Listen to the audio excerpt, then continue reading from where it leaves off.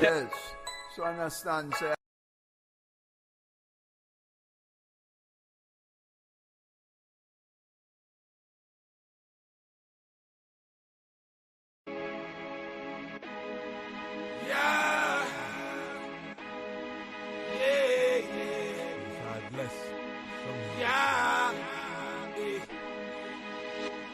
Hurricane, earthquake, and wildfire.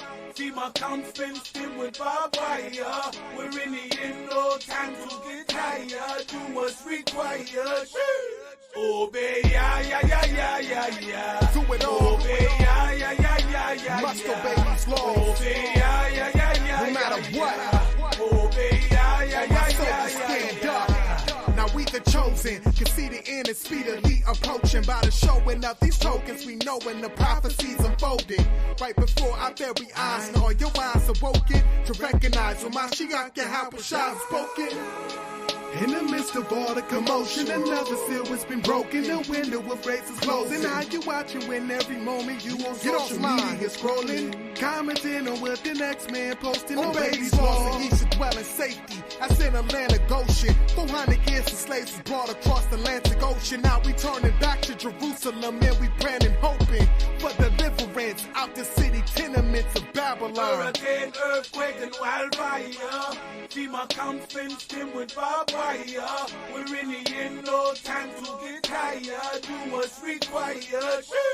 Obey, yeah, yeah, yeah, yeah, yeah, yeah. Obey, yeah, yeah, yeah, yeah, yeah, yeah. Obey, yeah, yeah, yeah, yeah, yeah, yeah. Obey, yeah, yeah, yeah, yeah, yeah, yeah. From my mother's womb, destined to speak these words. Israel, the chosen seed, the nation he prefers. Not to boast or brag, Gentiles, I know they mad, but we just came to claim what we're supposed to have. Honor, riches, diamonds, treasures, glory, kingdom. He showed it to Esdras. Our people walking orderly.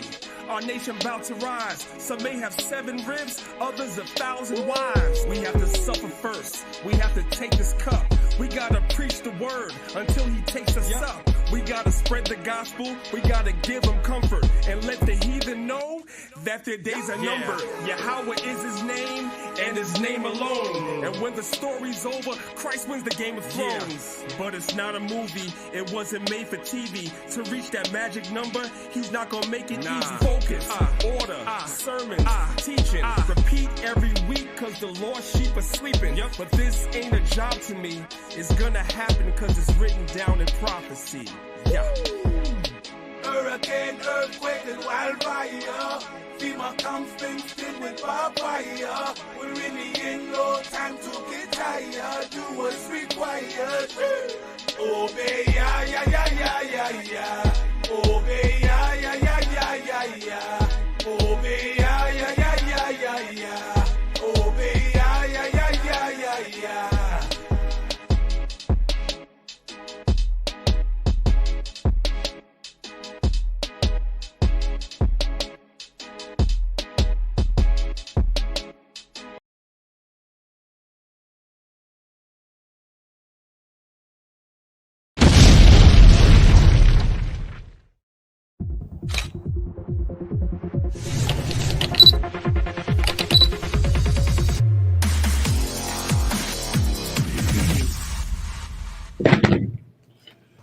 Well, alrighty then.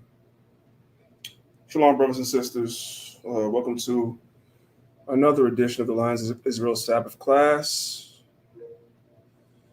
Just bear with me 1 second. We're trying to bring our folks from Clubhouse in with us and bring them up to speed. So just bear with me 1 second while I make sure the Clubhouse folks are here. All right, come on in the room. Just bear with me 1 second while I make sure the Clubhouse folks are here.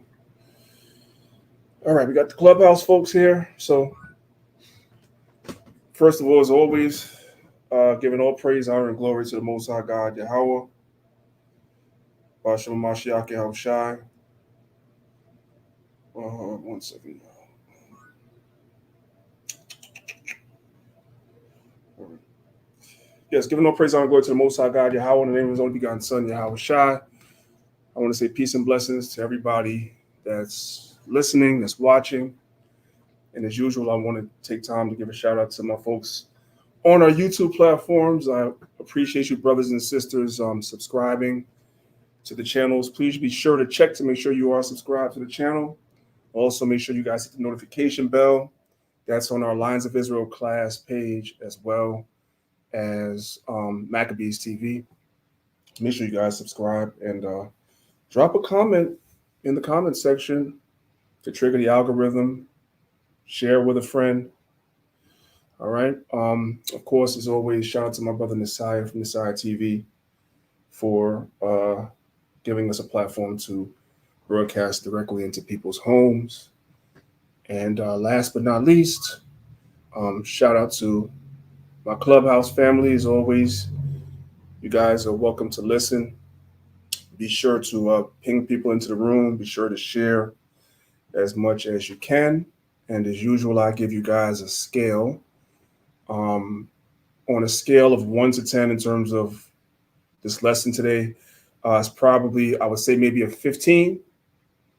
On a scale of 1 to 10, if you, in terms of needing to watch it as opposed to listen, on a scale of 1 to 10, this lesson will be a 15, which means if it's at all possible for you guys to click the link at the top of the room, if you're on Clubhouse, you get much more out the lesson of watching than actually listening. But if you're indisposed and you can't, that's fine as well. So for most of you guys knowing that we're having a Unity camp in Manhattan later on today. So just like last week, I'm not in my normal place of broadcast. So I'm kind of doing this thing via shoestring. But of course, I want to bring you brothers and sisters class like I always do. Try to be consistent as I possibly can.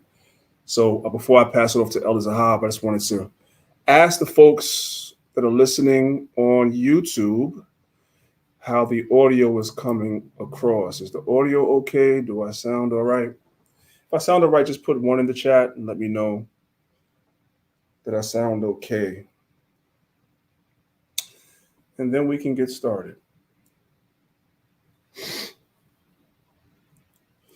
All right, so I'm seeing a couple of 1s here. So, all right, you guys are saying I sound okay. So then there's no need to delay this. So with that being said, I'll pass the floor over to Elder Zahab if he wants to say anything before we get started.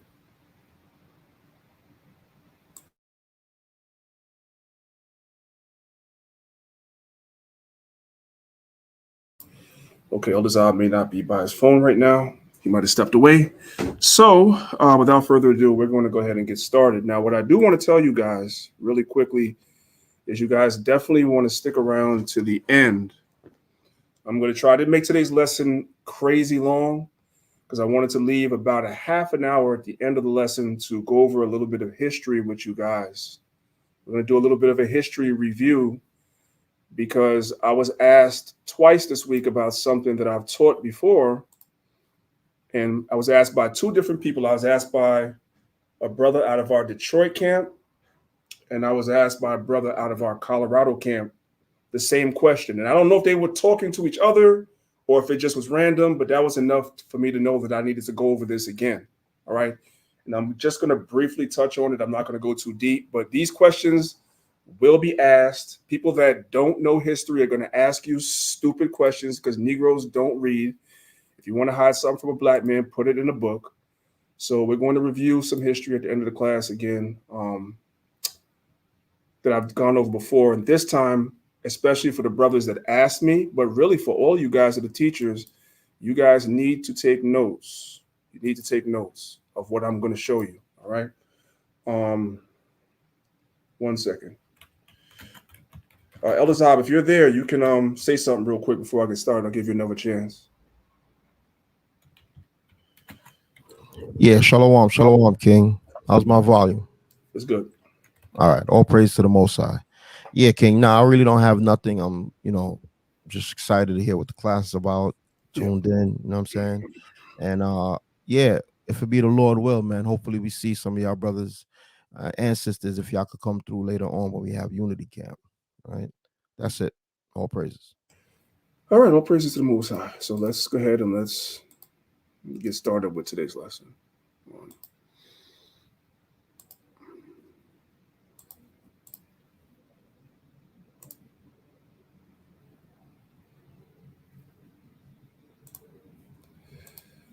Okay, so I should warn you guys, because of the nature of today's lesson, as far as the second half of the lesson, I'm going to be toggling around between different PowerPoints in order to answer the questions I was asked, because I didn't want to make a new one when I already have it in other PowerPoints. So I'll be toggling around.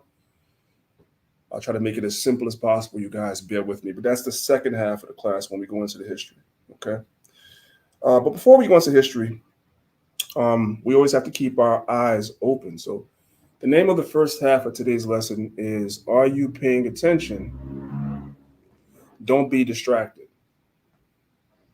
There's a lot of distractions all around us. Now, I'm of a certain age, so I was late to the party, but I do understand now what people have always said. One of the biggest distractions is not YouTube. I thought it was YouTube and Instagram. It's not. One of the biggest distractions is TikTok. I was always wondering what the obsession with TikTok was with everybody. Like, what the hell is that? You know what I'm saying? But myself done downloaded it because I couldn't find, there were certain videos I'd want to put into my lessons. And, YouTube be scrubbing a lot of information from YouTube when you can't find it. But I noticed a lot of these videos live still on TikTok. So that's really why I downloaded it originally. And then before you know it, I became addicted to looking at TikTok, not like the young folks, but in terms of like looking for information. You know what I'm saying? And I can sit there sometimes for hours just watching videos and looking at information. It's crazy, man. Now, again, just like all websites, your algorithm is determined by what you're looking at. So whatever you guys are looking at, that's going to be in your algorithm. The problem with a lot of people, nobody in particular, but the problem with a lot of people is that you look for things to entertain yourself, right? Or you're following what's going on with people in the world. Now, we're following what's going on with people in the world too, right? Like, nobody could deny what's going on with this whole situation with Diddy and everybody that's involved in it and all the scandal that's going to come out behind it. And now the mayor of New York City and everything he's going through and how he's tied in with Diddy and everything else, right? So you look at a couple of videos of that, and the next thing you know, that's your whole entire daggone algorithm for the day until you purposefully put something else in the search to kind of like switch it up. So a lot of times we really think the world is revolving around the algorithm because that's all we're seeing, because that's what we're looking at. And there are other things that are happening in the peripheral that we're not paying attention to, and that's the point. So every now and then we just have to kind of get everybody's attention and have them look where you need to be looking, right? Don't be distracted. You have to pay attention to what's going on in the world. Let's begin with the book of Isaiah, chapter 19. And we're going to pick it up from verse number 1. It says, The burden of Egypt. Behold, the Lord rideth upon a swift cloud, and shall come into Egypt. And the idols of Egypt shall be moved at his presence, and the heart of Egypt shall melt in the midst of it. Now, I want to stop right there for a second, because you're going to have Old Testament Israelites and certain Christian apologists and historians that will tell you that this was already fulfilled. And as I always tell brothers and sisters, the Bible is like an onion. There's layers that have to be peeled off. Some of these things were indeed fulfilled in ancient times, but many of these prophecies are also pointing to the future in the spirit, because America is nothing but Egypt all over again, just like it's Rome all over again. And that's confusion, because when you mix ancient Assyria and ancient Babylon and ancient Egypt and ancient Greece and ancient Rome, and you mix it and roll that all together, you have America, because America borrows from all these ancient societies. So America is Egypt all over again. So these prophecies apply to America, whether people are able to understand that or not.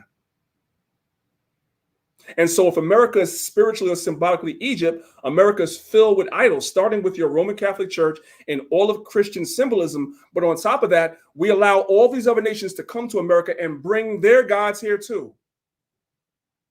And many of our people are also caught up in these religions. You have Negroes that want to be Muslims. You want to worship a damn rock. You got Negroes that want to be Buddhists. We get into everything that these other nations do. Hinduism. Whatever there is, Shintoism, whatever there is, you're going to find a Negro there wanting to fit in. So this prophecy applies in ancient times, yes, but it also applies in modern times as well. Let's read it again. It says, the burden of Egypt, behold, the Lord rideth upon a swift cloud, and shall come into Egypt. And the idols of Egypt shall be moved at his presence, and the heart of the Egyptians shall melt in the midst of it. Now, what I did was I went to the book of Revelation, chapter 11, verse 8, and it says, and their dead bodies shall lie in the streets of the great city. What city? Babylon the Great. It's revealed a couple of chapters later in Revelation chapter 17 and Revelation chapter 18. And this great city, which is Babylon the Great, is which is spiritually called Sodom. And we understand why. There are children listening, but y'all understand why. And it's also spiritually Egypt. So the same prophecies that went for the Egypt of antiquity, when the Lord visited them all the way back during the time of Moses with those plagues. And the Most High visited Egypt again during the time of Nebuchadnezzar. And guess what? The Most High is going to visit Egypt again spiritually, which is America again. It all applies. It's cyclical. Hope everybody understands. What does it mean when it says our dead bodies lie in the streets? We're going to look at Proverbs chapter 21, verse 16. It says, the man that wandereth out of the way of understanding shall remain in the congregation of the dead. So we have wandered out of the way of understanding. Our understanding is God's laws, statutes, and commandments. When we do those things, the nations will see us and say, this is a wise people. That's what it says in the book of Deuteronomy. But when we wander away from those things, right, then we are spiritually dead. We're like animated corpses, right? We're like the walking dead. These things are dead, but they're walking around. That's an animated corpse. It's like the White Walkers in the walking on what you call Game of Thrones, the White Walkers. Nothing but the walking dead. Animated corpses. That's us walking around physically, but spiritually we're dead in this society, in modern day Egypt. But some of us are waking up. And the Most High is allowing that to happen because we're in the end times, and the Most High is about to visit Egypt, which in modern times is America. Let's go, verse 2. And I will set the Egyptians against the Egyptians, and they shall fight everyone against his brother. We see the same prophecies written in the book of Matthew 24. And everyone against his neighbor, city against city, and kingdom against kingdom. Is that not what Yahweh said in Matthew 24? For nation will rise up against nation, and kingdom against kingdom. That's going to happen. It's happening already, but it's going to become more pronounced. Let's keep reading. And the spirit of Egypt shall fail in the midst thereof, and I will destroy the counsel thereof. There's no meetings that they can have. There's no strategy, there's no plan that they can come up with. And I'm going to show you, they're strategizing right now. September 24th in the UN. How many of you guys know what happened September 24th in the United Nations? If you don't know, you're going to find out by the end of this lesson. But there is no strategy that they're going to be able to implement that's going to circumvent prophecy. There's none. And they will seek to their idols and to the charmers and to them that have familiar spirits and to the wizards, right? They're going to consult their wise men. Their wise men to try to figure out how to circumvent and get around. Because on a high level, these Edomites in high places, these meetings that they have at the UN, these people are inspired by Satan. Their technology is inspired by Satan. Everything that they did, their medicine is inspired by Satan. It's all inspired by Satan, all of it. And the ultimate goal is to circumvent prophecy, for the Esau, the white man, to be God, and to get rid of his people. That's the ultimate goal, but it's not going to work. Let's move to the next slide.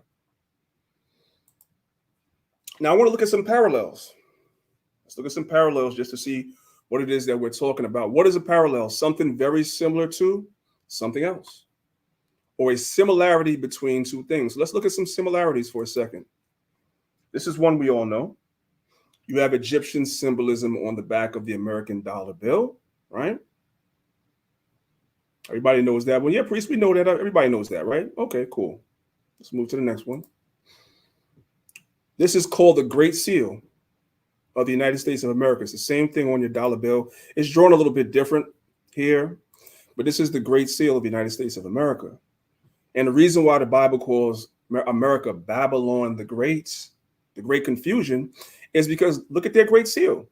You have Roman words on here, Latin words in Latin, but Egyptian symbolism all mixed together. Same thing right here. You have American symbolism right here, Egyptian symbolism right here, and right here the wording is in Latin, e pluribus unum. Confusion. Let's go to the next one. How many of you guys know about this statue of Martin Luther King in Washington, D.C.? You guys heard about it? Oh, some of you black folks were proud when the statue was unveiled. They gave Martin a statue. But how many of you guys know that the statue of Martin Luther King is based on Egyptian artwork? Did you guys know that? This is Wajet. Y'all see that? Is that just a coincidence? You might be like, that's just a coincidence. No, because then we have Memi and Sabu right here. Same thing. They're not just going to give them a statue. There has to be something behind it. But only the wise in their society actually know what they're looking at. The average person doesn't know what they're looking at. And here's another one. You guys see that? This is Egypt again. So these prophecies apply. And wouldn't you know it, in the background of this monument to Martin Luther King is the Washington Monument, which is an Egyptian obelisk right there. These things are not coincidental. They're not accidental. They're done on purpose. But only the wise would understand. Because when you understand that you are looking at Egyptian symbolism all over America, you begin to look at these prophecies in the Old Testament differently. It's not talking just about Egypt of antiquity. It's talking about America too. Because America's Egypt again. And America's filled with idols, just like ancient Egypt. People from all over the world would come to Egypt in ancient times to live. From everywhere. You have all different types of nations in the Egyptian army. You have the same thing here in America. It's the same thing. All you have to do is know a little bit of history and open your eyes. Oh, and keep God's commandments, because the Most High said a good understanding have all they that keep his commandments. If you want understanding for the Most High to reveal things to you, you got to start with the basis, keeping the commandments. And you'll be surprised what the Most High will open up to you. You'll just see things that other people will look right past.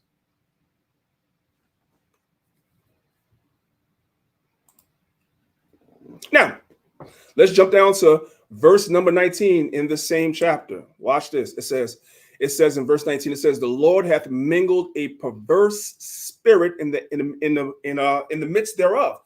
Egypt had a perverse spirit.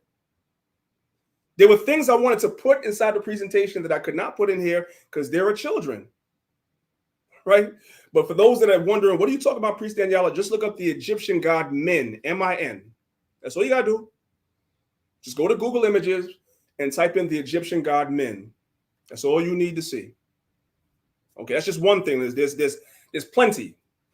But anyway, just like ancient Egypt had a perverse spirit, America has one too. And our people are all wrapped up in it, like this devil right here called Sean Combs. And this is what everybody's distracted with. So since everybody's been distracted with it, let's just talk about it for a second. Let's go.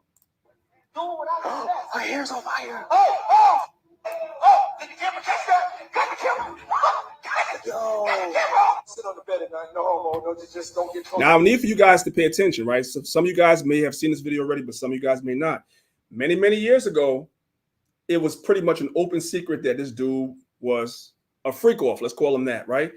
He asked Kevin Hart to sit on the bed with him. He's like, no. He's like, no. I know who you are. I know what you do. Listen. Sit on the bed at night. No homo. No, just don't get close to the bed. Don't get close to the bed, but it's just like, yo, we want to thank you for hosting the thing, man. I ain't saying don't get close to the You didn't bed. have to do it. You did. No. I definitely didn't have to do it. I definitely didn't have to. What do you do? First and foremost, I'm not getting in the bed. Shout out to him. Oh, so you already know. Guys, just understand something. There's always an element of truth in humor. Hope everybody understands that. The funniest comedians, like y'all love some Dave Chappelle. Many of y'all, not everybody. Y'all might like some Cat Williams or whomever. Your favorite comedians, a lot of their comedy is based on truth. Understand that. So this right here, he's saying it in a way that's supposed to be funny, I guess, for people, but he's telling the truth. If you can, let's just put the camera a little this way, just so we're not. I don't want my shot to even like. I don't want it to come close to the bed at all. It's getting weird. I should look like he fresh off goddamn plane. I should. That's my brother right here from day one. We used to wake up and damn, pause, but like that's. He spoke the truth. They used to wake up together. He's telling the truth. Let's listen. Back in the day when he was like 10 and I was a little bit older, his older brother, we used to fight over the frosted flakes. You know what I'm saying? The 4 4s. He had control of Usher since he was 10. He was a grown man. And he was like a guardian for Usher since Usher was 10. So if you brothers and sisters don't understand why Usher has don't let that stuff on the media fool you about him taking other people's wives at his concert and all that. That's off as hell, but that's another conversation. But understand, a lot of these dudes go both ways. Now, I got news for you. This is related to the Bible because that's what the conversation is in 1 Corinthians chapters 8 through 10, right? Really starting at chapter 6. I take it back. 1 Corinthians chapter 6 all the way to 1 Corinthians chapter 10. The conversation revolves a lot around people being formerly idolaters and adulterers and everything like that, because in these temples, there were rituals, and a lot of those rituals were sexual rituals. They were in there having orgies, right? They were in there, passing their wives around, and the men were sleeping with each other, and the women were sleeping with each other. And guess what? A lot of the things that the Romans learned and the Greeks learned, they learned from the Egyptians, because the Egyptians were doing the same in their temples as well. History just repeats itself over and over again. And this is Egypt again. And so there's a perverse spirit here too. Same thing. It was invented. That's my brother for real. We used to actually wrestle off of the frosted flakes because they were wrestled over frosted flakes. What do you guys think that means? I'll leave that to your imagination. You already know. Anyway, always get up early. That's an uncomfortable laugh because he knows it's true. The problem is he's involved as well. We ain't got to watch no more. Everybody already knows what's going on. So the Most High has mingled a perverse spirit in the midst of Egypt again. And they have caused Egypt to err in every work thereof, as a drunken man staggereth in his vomit. Let's go to the next one. Verse 15. Neither shall there be any work for Egypt which the head or tail, branch or rush may do. How many brothers and sisters are paying attention with what's about to happen with this port strike? How many of you guys have been paying attention? I know. See, the reason this is strategic. The reason why I showed you Diddy first, I know y'all know about that. I know you know about that. That's why I said what I said. When you look at that video in the algorithm on TikTok, you're going to get another 20 videos that's the same thing. Meanwhile, in real life, there's a port strike about to happen that many people don't know about. Let's watch. This morning, a strike is looming at ports along the eastern Gulf Coast that could cost the American economy billions of dollars per day and potentially lead to shortages for consumers. Shortages, right? This is not to sound the alarm. Like the British are coming, no, this is not to make anybody panic. But for you to understand, the Bible prophesies about shortages. The Most High doesn't tell you how they're going to come. See, people expect for the Most High to, stretch his long black arm out the sky with a magic wand and Shazam! Food shortages. No. There's many different ways that can happen. It can happen through the crops being destroyed with fires. It could happen through animals getting all types of diseases and stuff like that. And them having to slaughter, like they were slaughtering a lot of chickens recently, earlier this year. There was a time where they were slaughtering a lot of cows because the cows were having different diseases like mad cow disease, so forth and so on. It could happen that way, or it can happen with job strikes, which is a 2-for. Because then there's no jobs for these people. They lose their jobs. Many of them get laid off, and there's a famine off one event.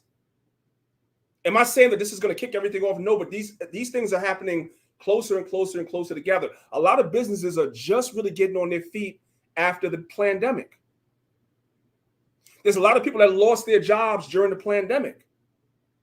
So when events like this happen, all it does is it adds to a situation that's already, like teetering on the edge, for lack of a better word. All right, Salaki, I talked too much. Let's go ahead and play the video again. Strike is looming at ports along the eastern Gulf Coast that could cost the American economy billions of dollars per day and potentially lead to shortages for consumers.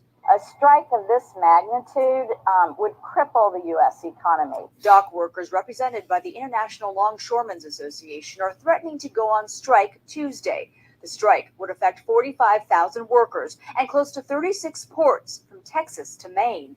Analysts warn a walkout lasting more than a week could lead to major supply chain disruptions.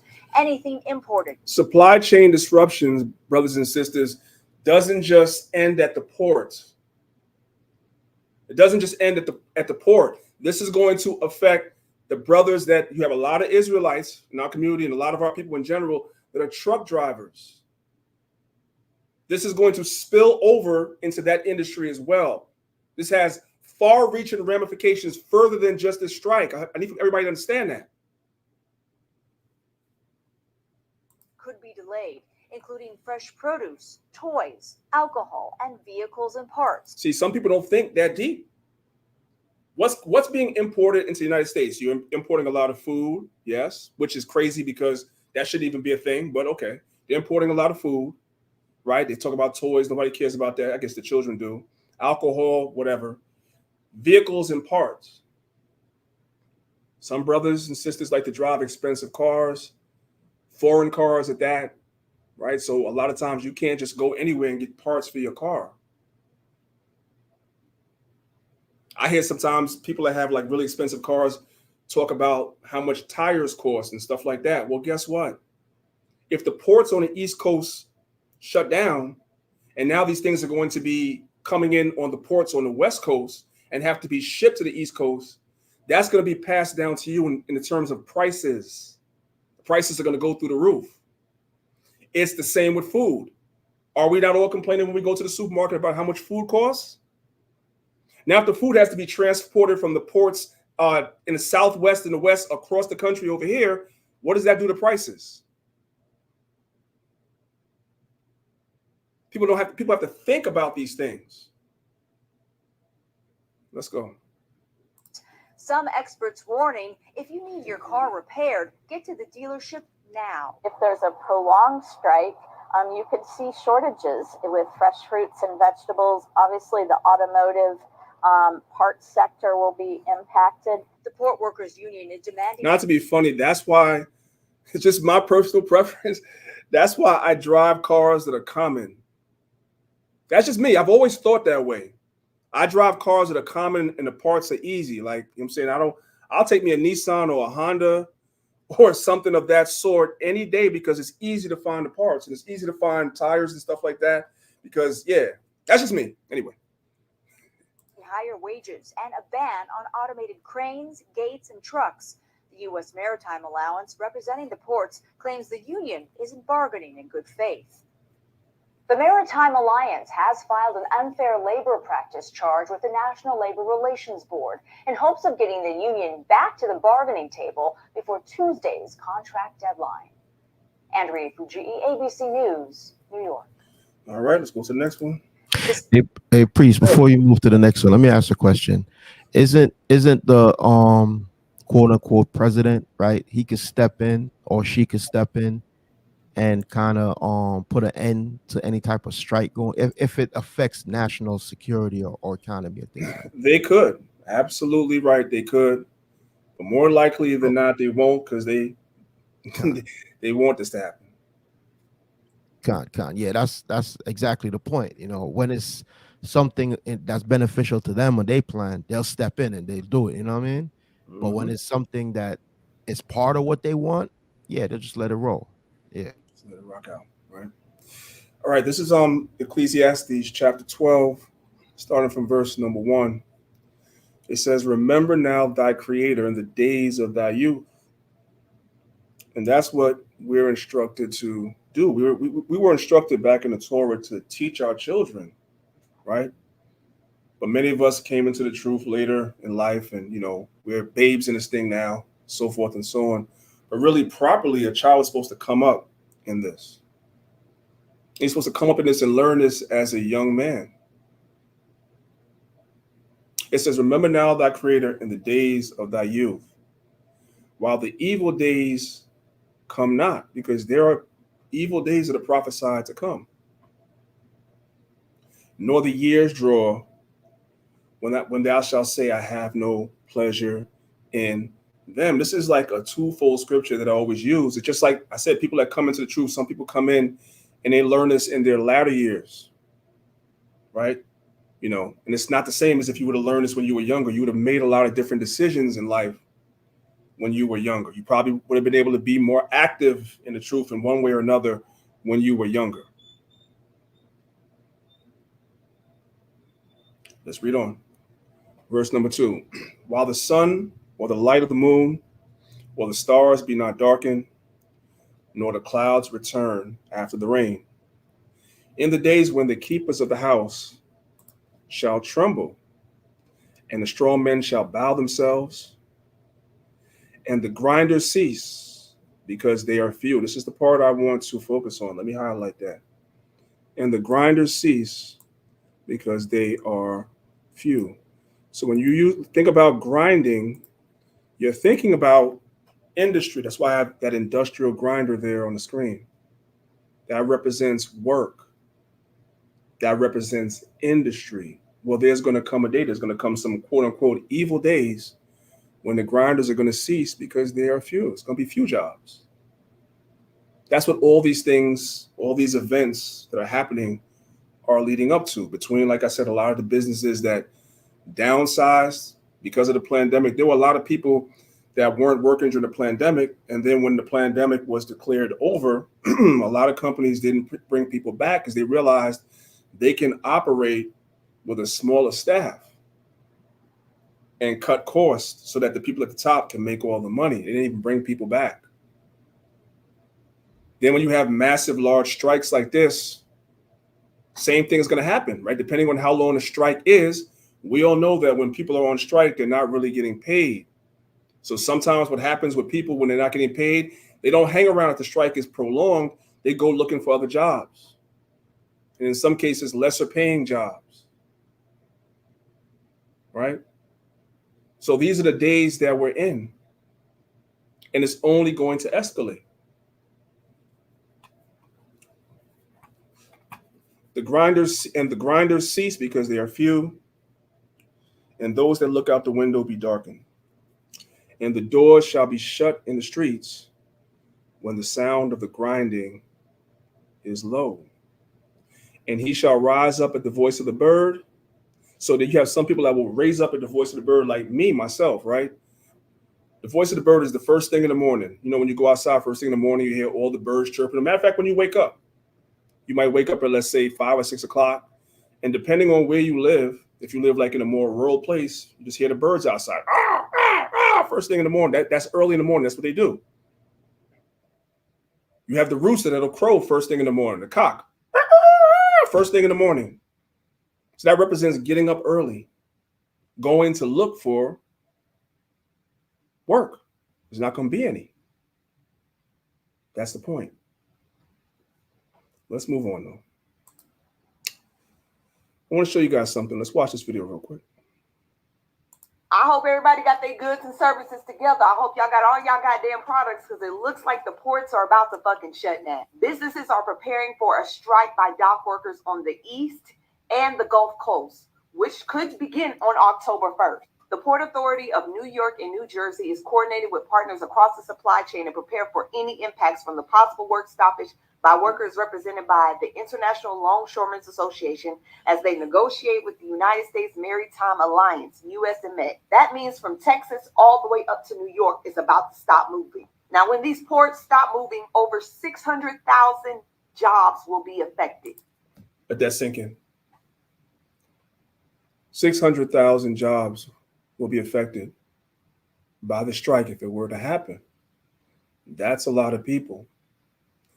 Now, I don't have any statistics to back up what I'm about to say, but if I were a betting man, a lot of the folks that work in these ports is our people.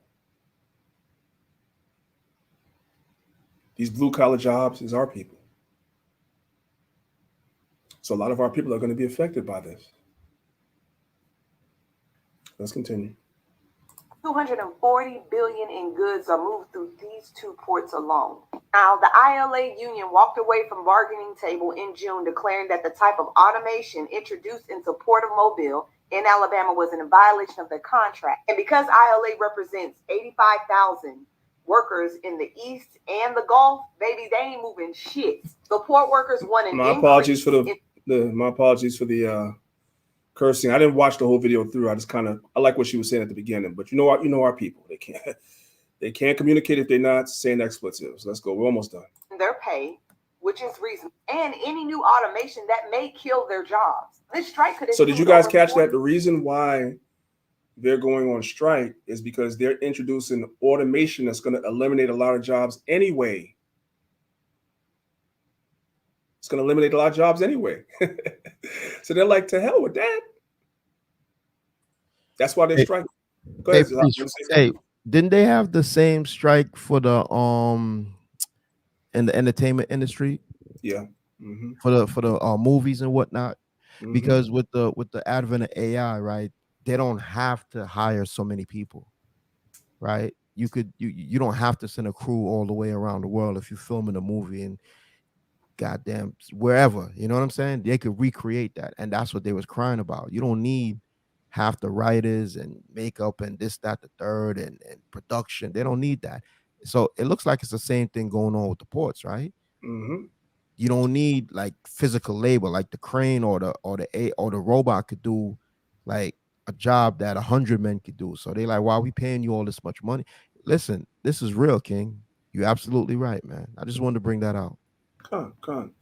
And remember, for those of you guys that have been, following the class for the last, let's say, 3 months or stuff, you guys know that we progressed from when we were talking about AI, and the people were telling us, the World Economic Forum, they were telling us that AI was going to eliminate a lot of jobs, like Elder Zahab just said. AI and automation. That's why they're pushing so hard for technology.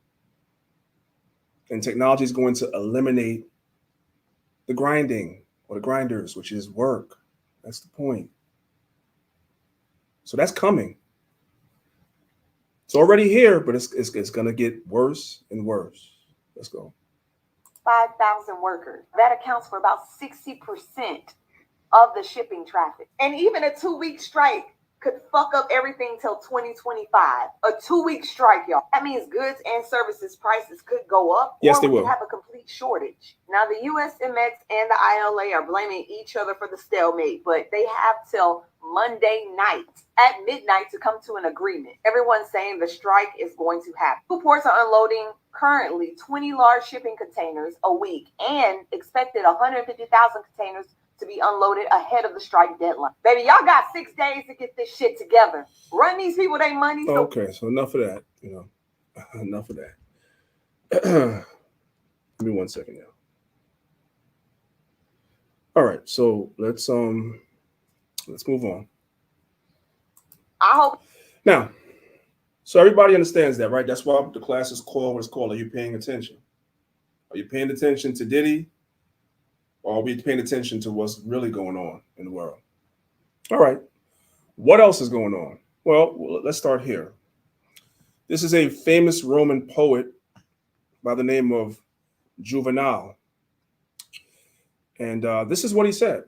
You guys probably have heard the shortened version of this phrase, but this is what he said. He said, already long ago, from when we sold our vote to no man, the people have abdicated our duties. For the people who once upon a time handed out military command, high civil office, legions, everything, now restrains itself and anxiously hopes for two things: bread and circuses. Y'all picking up what he's putting down? This goes back all the way to Rome. They understood all you got to do is feed the people, give them some food, and give them some entertainment. And that's all you got to do. That's what they want the most. They won't care about anything else if you give them something to distract them and give them some food.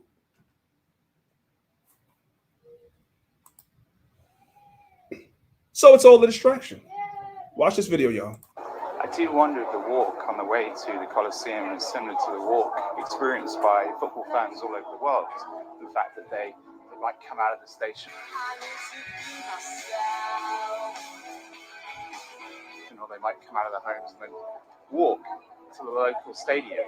The walk is always filled with people selling scarves, selling knickknacks, or sort of in this case, selling paintings. It does make me wonder is that people rocked up and they were being distracted by the emperors. Did you hear that? This what you see today is old. They would distract the people with what would go on in the Coliseum and all around the Coliseum. They'd have big events in the Coliseums that today we call stadiums, and basketball, football, baseball. All these things are distractions now. We like basketball. I like basketball. All right. I'm alive. I got a pulse. I'm a man. I like basketball. I like football. I like baseball. I used to play. But I'm not distracted by it. I like boxing. I like MMA. Nothing wrong with that. But our people become obsessed with that. Don't get no black people arguing about a Uno game, a spades game, or basketball. Is it Michael Jordan or LeBron James? Who's the GOAT? Don't get no black people arguing about that. In other words, we're distracted. We can't enjoy the entertainment for just being entertainment. We're distracted and obsessed by it. That goes back to ancient Rome. They understood that. They understood that thing. They did.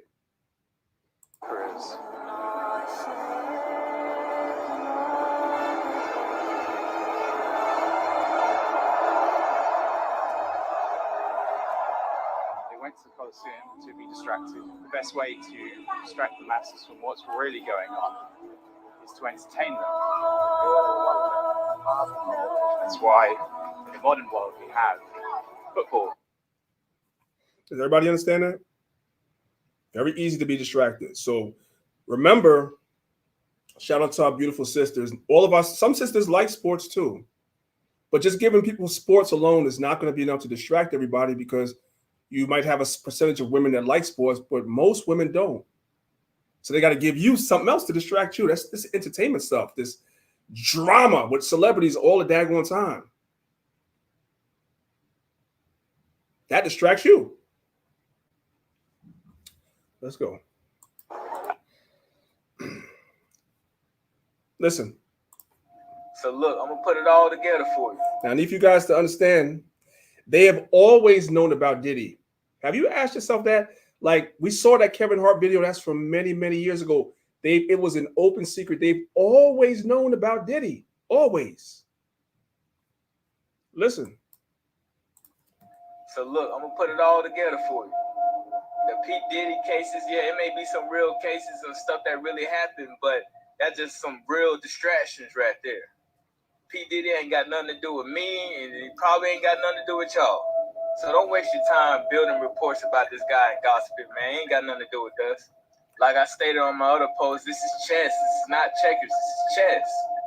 You see, with Diddy, they're showing you the left hand, what the left hand is doing, but they're not showing you what the right hand is doing. See, what the right hand is doing is signing paperwork with the UN and WHO. You see how they get your eyes over here with something that's legit, and then be doing something on the other side? So a lot of people might even still get on here and be like, well, what can we do about it, man? Y'all know what they about to do? And we was talking about this stuff back in May, in June. See, I had this theory that they are probably trying to take the last little bit of freedom that you keep locked up in a case or something.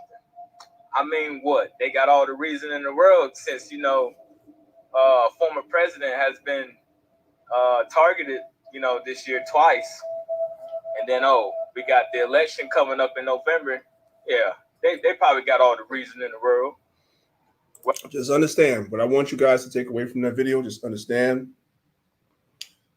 the reason why that's being plastered in front of our face and it's all that's being talked about is because there's other things that's happening as well that they don't want us to pay attention to. That's why, that's the reason why I always tell brothers and sisters to, on YouTube, subscribe to alternative news channels, right? Like Al Jazeera, BBC America, there's so many, man. Press TV, there's so many. And if you have a TikTok, subscribe to those, follow those pages as well. What I'm gonna do for y'all, remind me, I'm gonna make a list of the alternative news stations that I want brothers and sisters to subscribe to, so your algorithm changes on social media. So you might, okay, you're gonna watch some entertaining stuff and you want to kind of keep up with what's going on, because at the end of the day, yes, people were really affected by that P. Diddy situation. People were, you know, SA, that's what they call it nowadays. You could say SA. Y'all know what that is. That's true, right? And justice should be, you know, done for that. But it doesn't mean it has to be your total focus. Like, that's it. No, you have to be balanced. And one of the ways that you're going to be balanced is by subscribing to channels on YouTube that's going to pop up on your timeline every now and then. That's going to like feed you information. And the same thing is true with TikTok as well. All right. Let's take a look at this. Well, let's read the scripture first. This is Psalms chapter 2, verse 1. It says, "Why do the heathen rage and the people imagine a vain thing?" These things that these nations are coming together and trying to gradually implement to circumvent prophecy and what the Most High foretold of are vain. They will not see it through to completion. So says the prophecies that we believe in. Because if they are able to see it to completion, we're going to be destroyed. So it's a vain thing. Verse 2. "The kings of the earth set themselves, and the rulers take counsel together," like you have here in the United Nations that we're about to watch right now. They take counsel together against the Lord. They come up with ways to circumvent what God said. They're going to try to make man one with technology. It's wicked.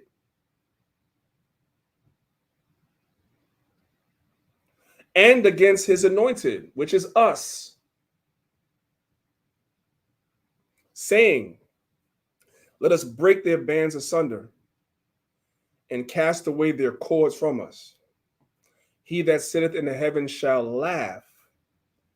The Lord shall have them in derision." The Most High is going to have these nations in derision. They're not going to see it through to completion. It doesn't matter how many meetings that they have. "Then shall he speak unto them in his wrath." So when the Most High sends his son and the angels, it's going to be glorious, but it's going to be bloody. When you read Revelation chapter 19, it says Christ has a vesture that's going to be dipped in blood. That's how it's going to look. By the time he's done chopping heads and treading the winepress, it's going to look like it was dipped in a bathtub full of blood. That's what it says. Not that homosexual Caesar Borgia that you might have been raised up with. No, not that guy. Yahweh Shai. "Then shall he speak unto them in his wrath and vex them in his sore displeasure." Let's watch this video real quick. And by the way, this is from the United Nations TikTok, right? So that way it's straight from the horse's mouth.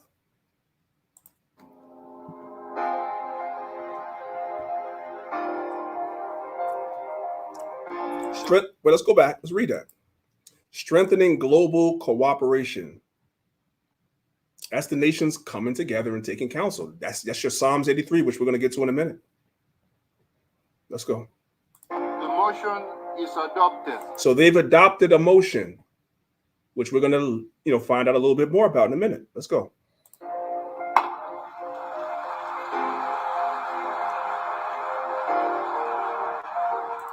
And shape how countries work together. That's verse 2. The rulers take counsel together. These nations are all in it together. Guess who is not in this room? 12 tribes of Israel. We're not in this room. Just know that.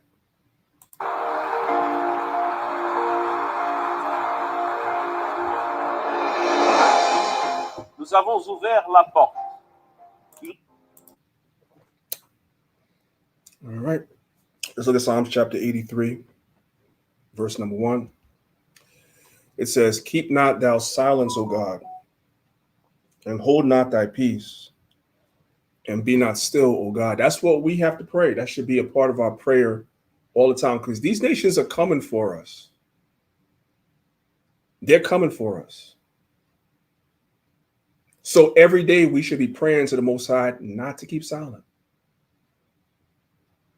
not to be still, not to hold his peace, but to hold these nations accountable for what they plan on doing, what they have done to us already. And if that wasn't enough, what they plan on doing to us, especially the ones that keep the commandments.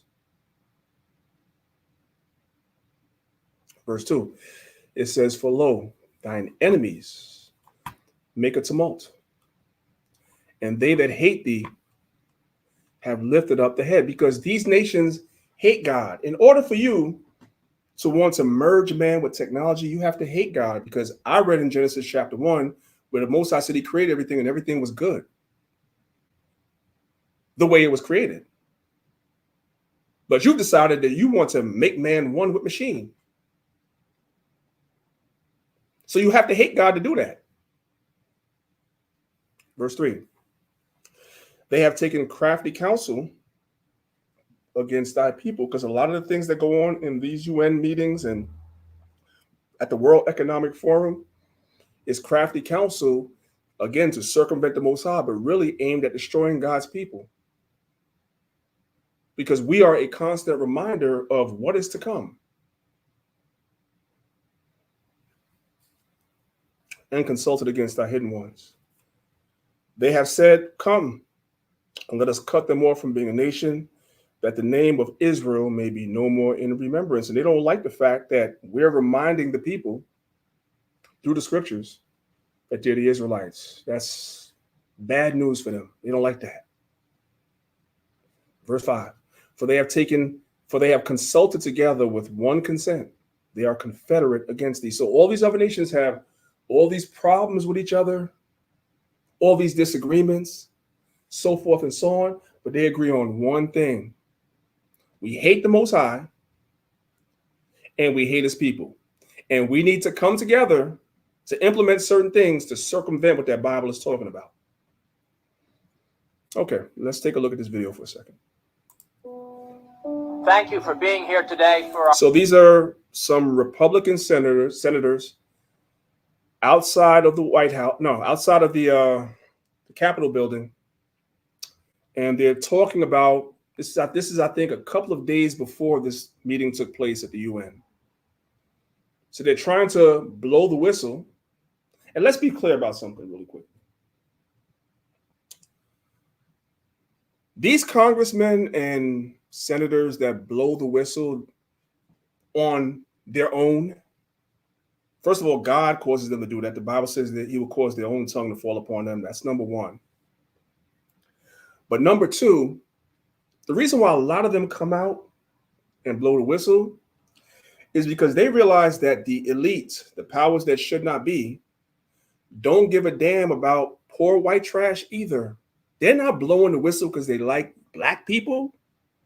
They're not blowing the whistle because they like Puerto Ricans and Dominicans and Haitians. No, they don't like you. They're blowing the whistle to save themselves. They're blowing the whistle so that the poor white trash, these militias and These angry white guys in the South that feel like they've been left out, they're blowing the whistle for them. We can just take what they're saying and warn ourselves about it too. That's all. The Most High causes them to do it. They're doing it for themselves, but we use it to wake up our people. Y'all get it? Okay, let's go.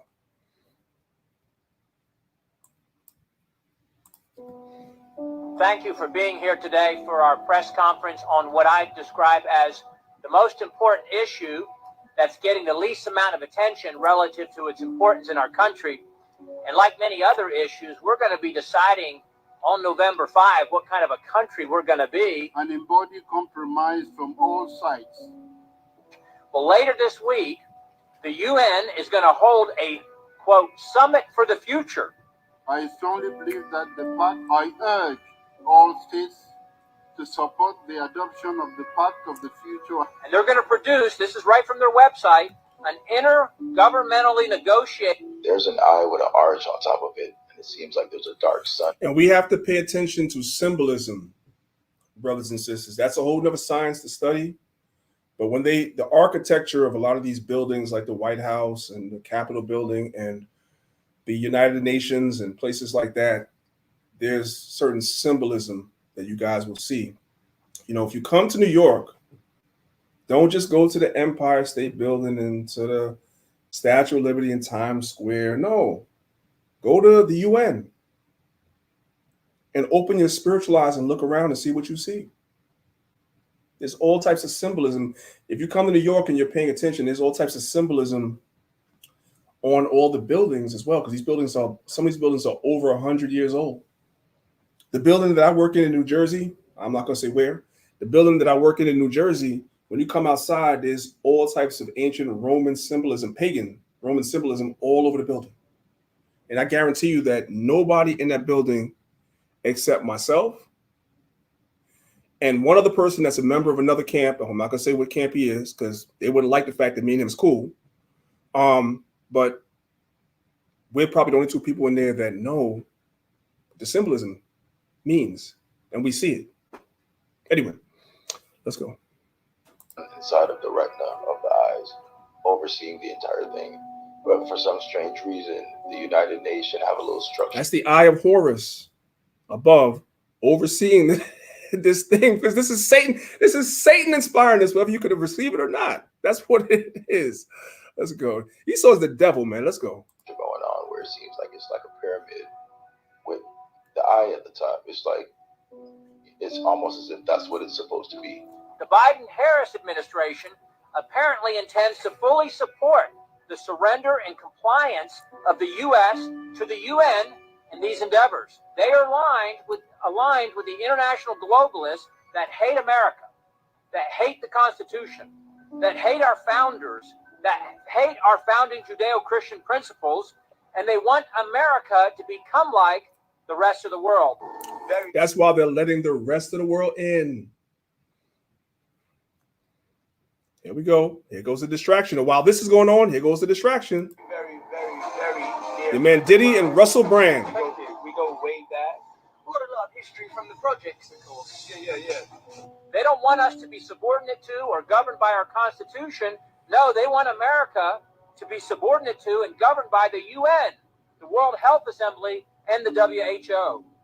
And in fact, they intend to join with others at the UN summit this week to vote to award additional powers to the UN Secretary General. I give the floor to the distinguished representative of the Russian Federation to introduce draft amendment A, called climate emergency, a health emergency, a cyber emergency, or a gun violence emergency, whatever that's supposed to be, a financial emergency, or whatever they deem appropriate.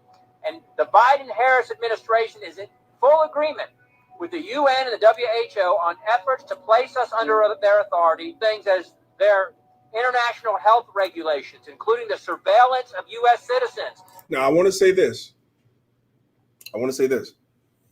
First of all, as Israelites, we don't give a damn. We know that it doesn't matter who wins. Both of them are the devil. That's what we know. But I will say this. When Donald Trump was president, he stopped funding the World Health Organization, like you have to be a part of the World Health Organization and you have to give them money every year or whenever you have to give them money. He pulled America out of that. He pulled them out. As soon as Joe Biden became president, he brought us right back in. And the World Health Organization is working hand in hand, right, with the World Economic Council and also with the UN. That's what they're doing. You see what I'm saying? So it's all right in front of our face. You just have to pay attention to it. Let's finish this out. The censoring of dissenting views and much more. The American people didn't vote for this, and they don't support this. And it's up to the people's representatives, that's us gathered here today, to have a responsibility to expose this and to reject this. So they're claiming that they're exposing it, and they're urging people to reject it. The problem with that is none of this has anything to do with you or I. All this stuff is really for them, but the Most High just made it so that we have access to this information as well. So we're warning our people. Let's go to the next slide.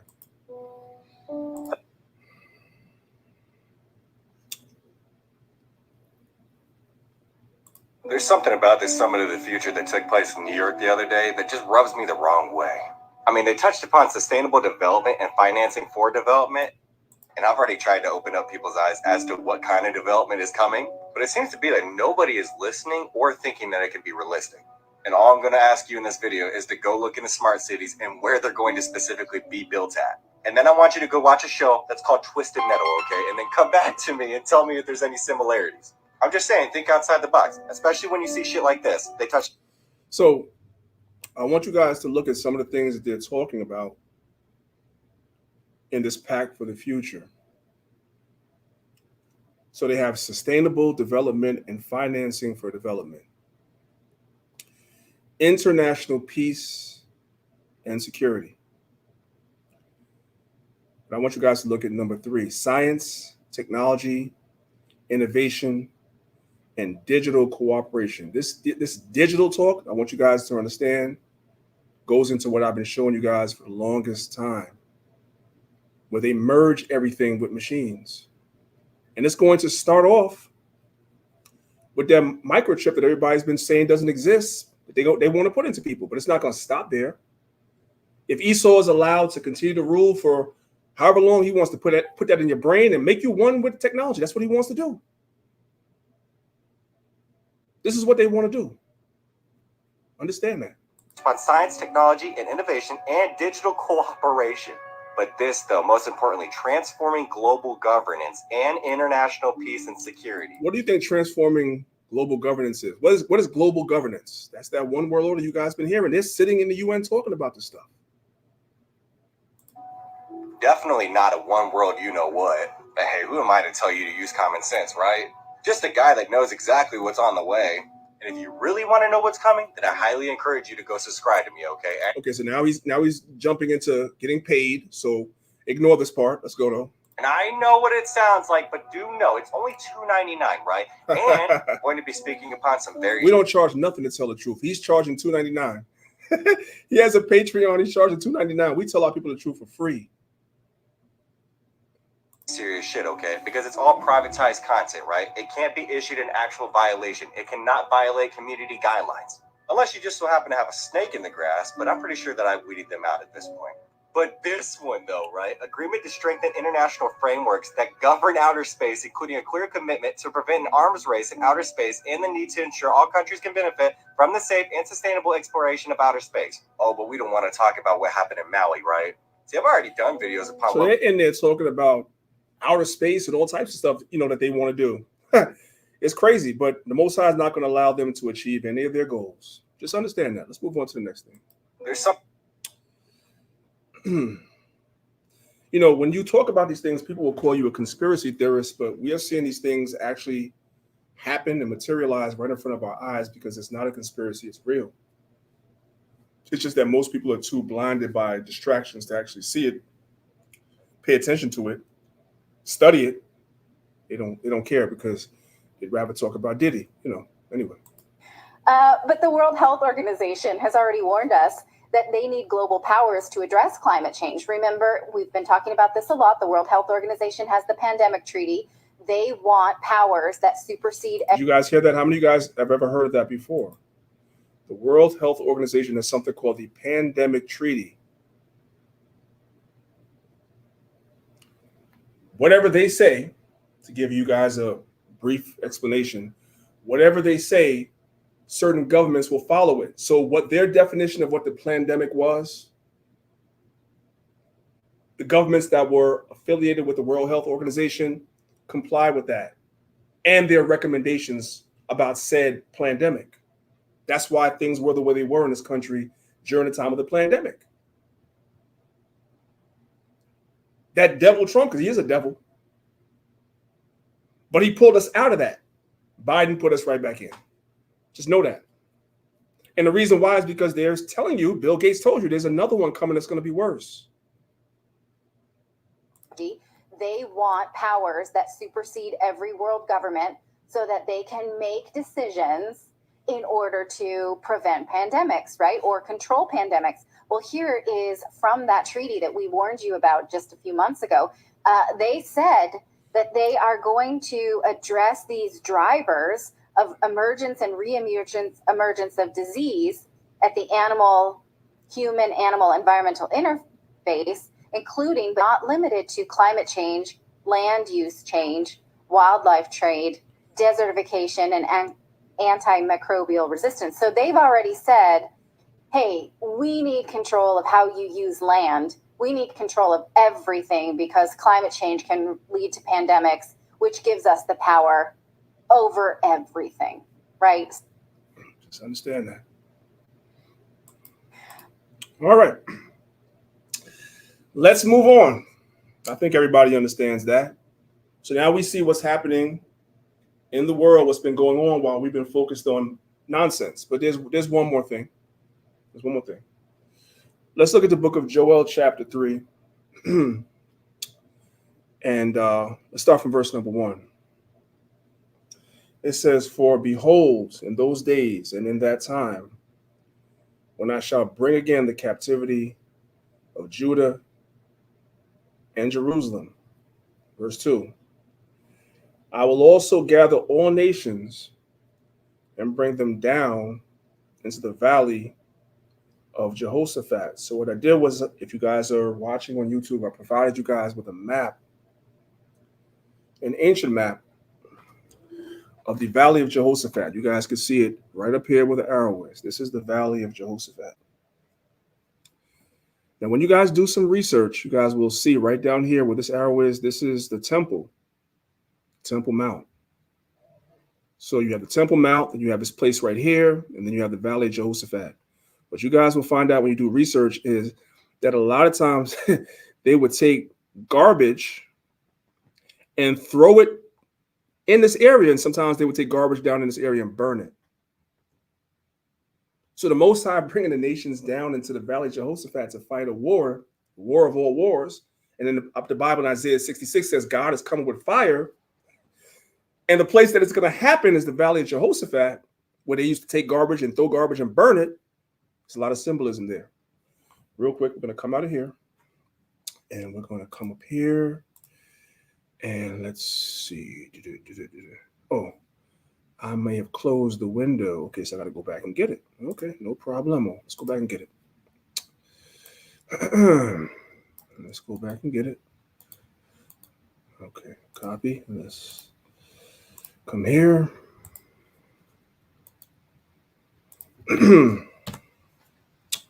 All right. So this is from a guy's blog. It's called The Holy Landfill. I had to laugh when I read this. I'm not laughing because it's funny. I'm laughing because I understand why God is going to have to burn Israel up. The land of Israel has to be burned up. I understand why. It's so dirty and nasty over there, not because of the people that's living over there, yes. Because of the kosher pig they're serving over there, yes.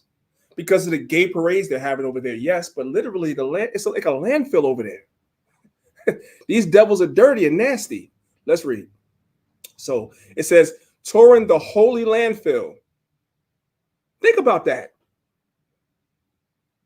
The Most High tells you in the book of 2nd Ezra that the Most High loves the land of Israel. That's his favorite land out of everywhere on the earth, and they've turned the land into a landfill. Torn the holy landfill, and surprising and helpful lessons. It says, welcome to the holy landfill. My first trip to Israel had my head turning right and left nonstop. I never recovered from seeing street signs and city names that match words in the Bible. I just returned from Israel again, and it amazes me. But one of the most surprising things, even still, garbage in places I consider holy. Oh, not everywhere, of course, but neighborhoods take pride in keeping their streets, alleys, and valleys clean, but others with amazing predictability toss their trash out the windows as if where they live makes no difference. The Temple Mount, okay, now we're going to come back to the PowerPoint just for a second. That's what I was telling you guys. The Temple Mount, that's here, right? So you have Edomites living in this area now, devils, right? Let's come back. The Temple Mount is a great example. To three religions, the site presents very literally holy ground. From our perspective as Christians, the Temple Mount houses the presence of God for years in Solomon's temple. And the second temple saw the presence of Jesus Christ, God in the flesh. That's nonsense, but we ain't arguing that today. Today, no Bibles are allowed on the Temple Mount. Watch this. But you'll see kids playing soccer and piles of trash that seem to stay untouched for years. It's just so ironic to me that this is the same place that the Most High is going to bring the trash, which is these other nations, and judge them right here amongst the trash that they're piling up right now. This area right here, which is adjacent to the Valley of Jehoshaphat. And it's also a place where, like I said, in ancient time, we would take garbage and burn it. So the symbolism is there.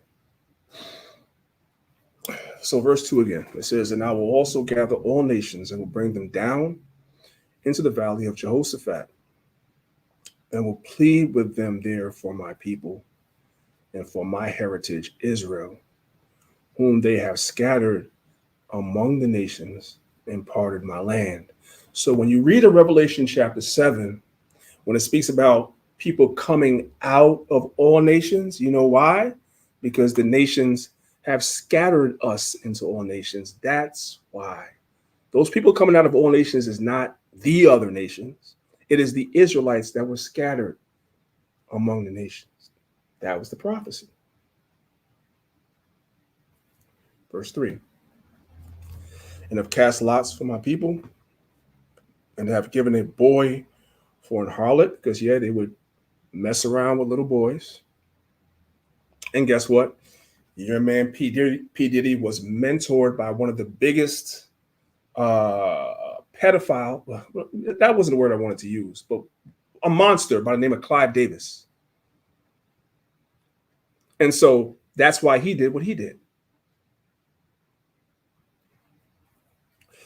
And have given a boy for an harlot, and sold a girl for wine, that they may drink. Yea, and what have ye to do with me, O Tyre and Sidon, and all the coast of Palestine? Will you render me a recompense? So the Most High is saying, for the things that these nations did to us, the Most High is saying he wants a recompense. You got something where you could pay me back? Because Israel is my jewels. They're the apple of my eye. And if you recompense me swiftly and speedily, will I return your recompense on your own head? Because ye have taken my silver and gold and have carried it into your temples, my goodly pleasant things. Nebuchadnezzar did that. Pompey did that. Vespasian and Titus did that. So they got to pay. The children also of Judah and the children of Jerusalem have ye sold unto the Grecians, which is the so-called white men, who was sold to the white man, that ye might remove them far from their border. Verse 7. Behold, I will raise them out of the place whither ye have sold them in modern times. That's right here in America. Same place that we were sold in the Caribbean and South America. The same place that we were sold is the same place God is going to raise us up from. And that's what's happening now. And that's what they're afraid of. And I will return your recompense on your own head. God said they're going to get paid back. That's the God that I serve. God of justice. They're going to get back what they did to us. Let's move on. I want to show you guys real quick that word Jehoshaphat is a compound word, right? So you guys see it right here in the Hebrew. That's Yahweh Shaphat. Yahweh Shaphat. That's two words combined as one. Yahweh Shaphat, right? Yahweh is the name of God, obviously, right? And the word Shaphat means judge or judgment. That's what the word Jehoshaphat means. It means Jehovah or Yahweh has judged. That's the place where these nations are going to be judged. Let's move on. And the nations are coming together in that area as we speak, and war is brewing. And it is happening in the Middle East. A new attack by Israel into Lebanon. And Trey Yanks joins me now with the details that he has so far. Hi, Trey. This is this week, guys. While we were watching Mayor Adams, this is what's going on in the world. Yeah, Martha, massive breaking news right now out of the Middle East. Fox News has learned that the Israeli military targeted the leader of Hezbollah, Hassan Nasrallah, in the suburbs of Beirut. A massive explosion was reported there this hour. Israeli fighter jets overhead. We are learning this information in real time. It is unclear if the leader of Hezbollah, Hassan Nasrallah, was killed in the strike. But again, the latest information that we have, Fox News has learned that Hassan Nasrallah was the target of this large strike in the Lebanese capital of... I want you guys to read the caption, though. They're talking about what happened with Hezbollah and Israel, but some U.S. warships came under attack as well. And they had to shoot down some missiles and drones. How many of you guys actually saw this on any of your timelines online? Most of us didn't see it because our timelines and our algorithm is geared towards distractions. And so I asked the question, are we paying attention? We have to pay attention because all these things are happening because the Most High is going to return their recompense on their own head. Judgment is coming. Judgment is coming on these nations. So we have to be aware of that. And we follow the timeline of prophecy through things that we see happening in the world. We don't know when Yahweh Shah is coming back based on the date on the calendar or anything like that. We follow the timeline of prophecy. All right? I'm going to stop right there because I wanted to get into answering some questions that I got this week about some history. So we're about to switch gears completely. Hopefully that was edifying to you, brothers and sisters. I'm going to stop sharing just for a minute and then open up the next PowerPoint. If the lesson was edifying and you guys understood what it is that I was trying to show you guys, then put 1 in the chat and let me know that you guys were edified. Then I'm going to get to answering this question that I got twice this week. And I need for you brothers, especially you guys that are teachers, to take notes. What I'm about to show you guys, please take notes. Especially Lions of Israel, if you're in here, you brothers that are teachers, take notes. I've gone over this before. But maybe some of you guys weren't here when I went over it the last time, so I'm going to go over it again. All right. Now, this is where it's going to get kind of a little wonky because I'm going to be toggling between several PowerPoints. Y'all just bear with me, okay? So we're going to start here. Okay. Let me share my screen again.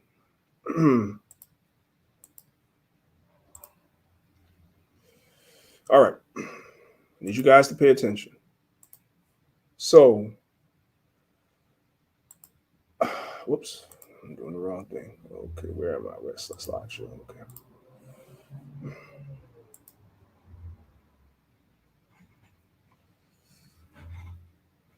Give me 1 second. Start at 4:30. I left myself a nice little note here to start at 4 minutes and 30 seconds. Okay, let's see. That's good enough. All right.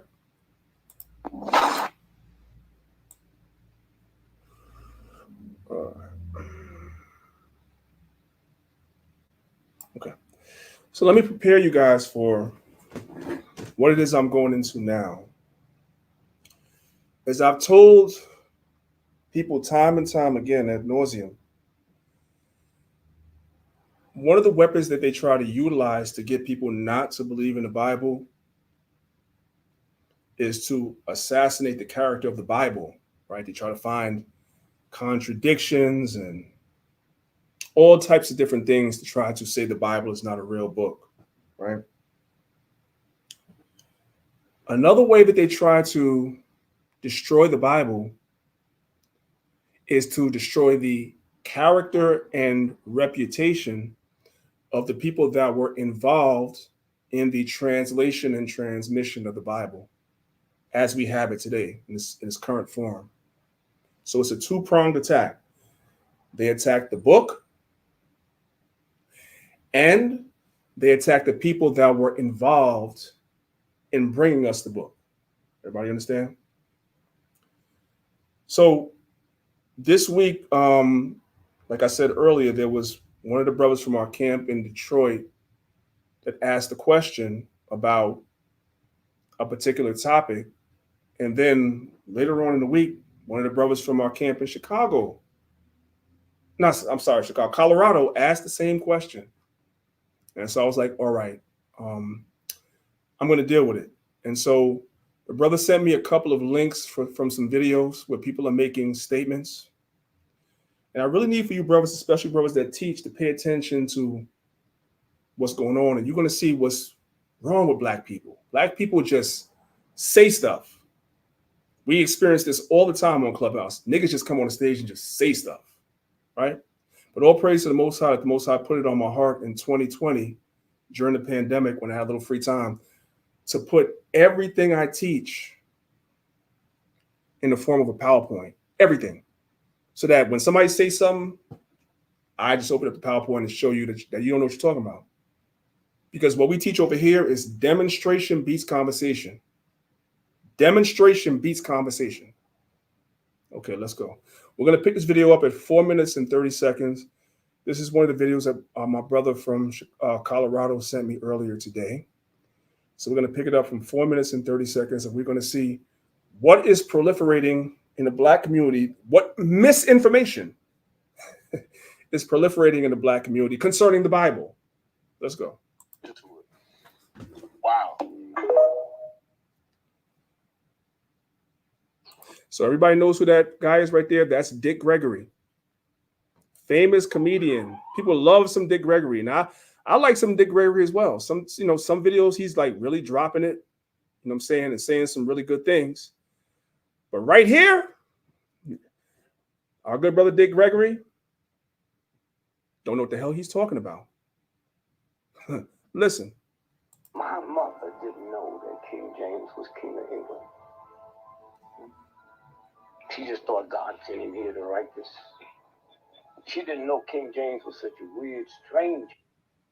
He hated women so bad he killed his mother. Stop right there. No. One Dick right here. What? You say it again? She just thought God. But in general, Oh, sorry, y'all. He would have never been such a weird, strange.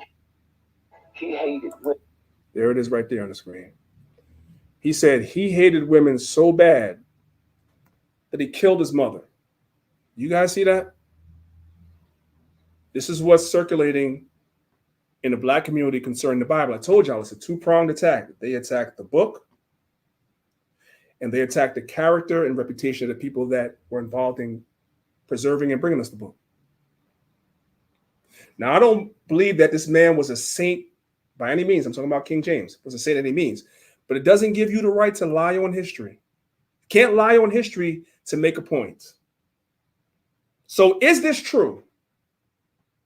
Did he kill his mama? Some of y'all heard that and you believed that before you came into the truth. So let me go ahead and help you out. Where are we at right here? We are at 4 minutes and 44 seconds. We're going to come back and look at this thing again because there's more. But let's start here. 4 minutes and 44 seconds. The accusation is that the man whose name is on the most popular Bible, the KJV, killed his mother, right? Okay. Now we're going to toggle over to this little PowerPoint over here. Where is it? Right here. Boom. And let's come to our good brother Ice Cube. Let's talk about him. I've spoken about this before. Speak about it again. Ice Cube makes an even worse accusation. There's a song that Ice Cube wrote in 1993 called When I Get to Heaven. I remember when this album came out. I'm betraying my age, but I remember when this album came out. And I actually like this song. Let's look at the lyrics, though. It says, "'Cause you're a crook and I'm a brother. King James had sex with his mother. Uh-oh. Uh-oh. Is that your addition? Is that your religion?" So now we got two accusations, two. The guy that gave us the most popular translation of the Bible was having sex with his mama. And then we have our good brother Dick Gregory over here saying that he killed his mother. So he had sex with his mother and he killed his mama. And this is the most popular Bible that a lot of you Israelites use. Now, I want to know before I go into it, and those that did the academy, you guys already know the answer, but some of you guys never heard this before. Somebody listening never heard this before. So the question is, if somebody brings that to you, what you gonna say? What you gonna say? Well, let me help you out. Let's go to the next slide. Okay, so here we have, it's just simply just reading. Niggas be online, you don't know what the hell you talking about. So let's go ahead and listen. This is from the Encyclopedia Britannica. It's this simple. James I, born June 19, 1566, Edinburgh Castle, Scotland, died March 27, 1625. King of Scotland, that's James VI, from 1567 to 1625. And the first Stuart King of England from 1603 to 1625, who styled himself King of Great Britain. James was a strong advocate of royal absolutism, and his conflicts with an increasingly self-assertive parliament set the stage for the rebellion against his successor, Charles I. Okay, let's keep reading. James was the only son of Mary, Queen of Scots, and her second husband, Henry Stuart, Lord Darnley. Listen, here it comes now. Now we're going to find out if they were right. Did he have sex with his mother? Did he kill his mother? Let's keep going. 8 months after James's birth, his father died when his house was destroyed by an explosion. After her third marriage to James Hepburn, 4th Earl of Bothwell, Mary was defeated by the rebel Scottish lords and abdicated the throne when James was, how old does that say right there?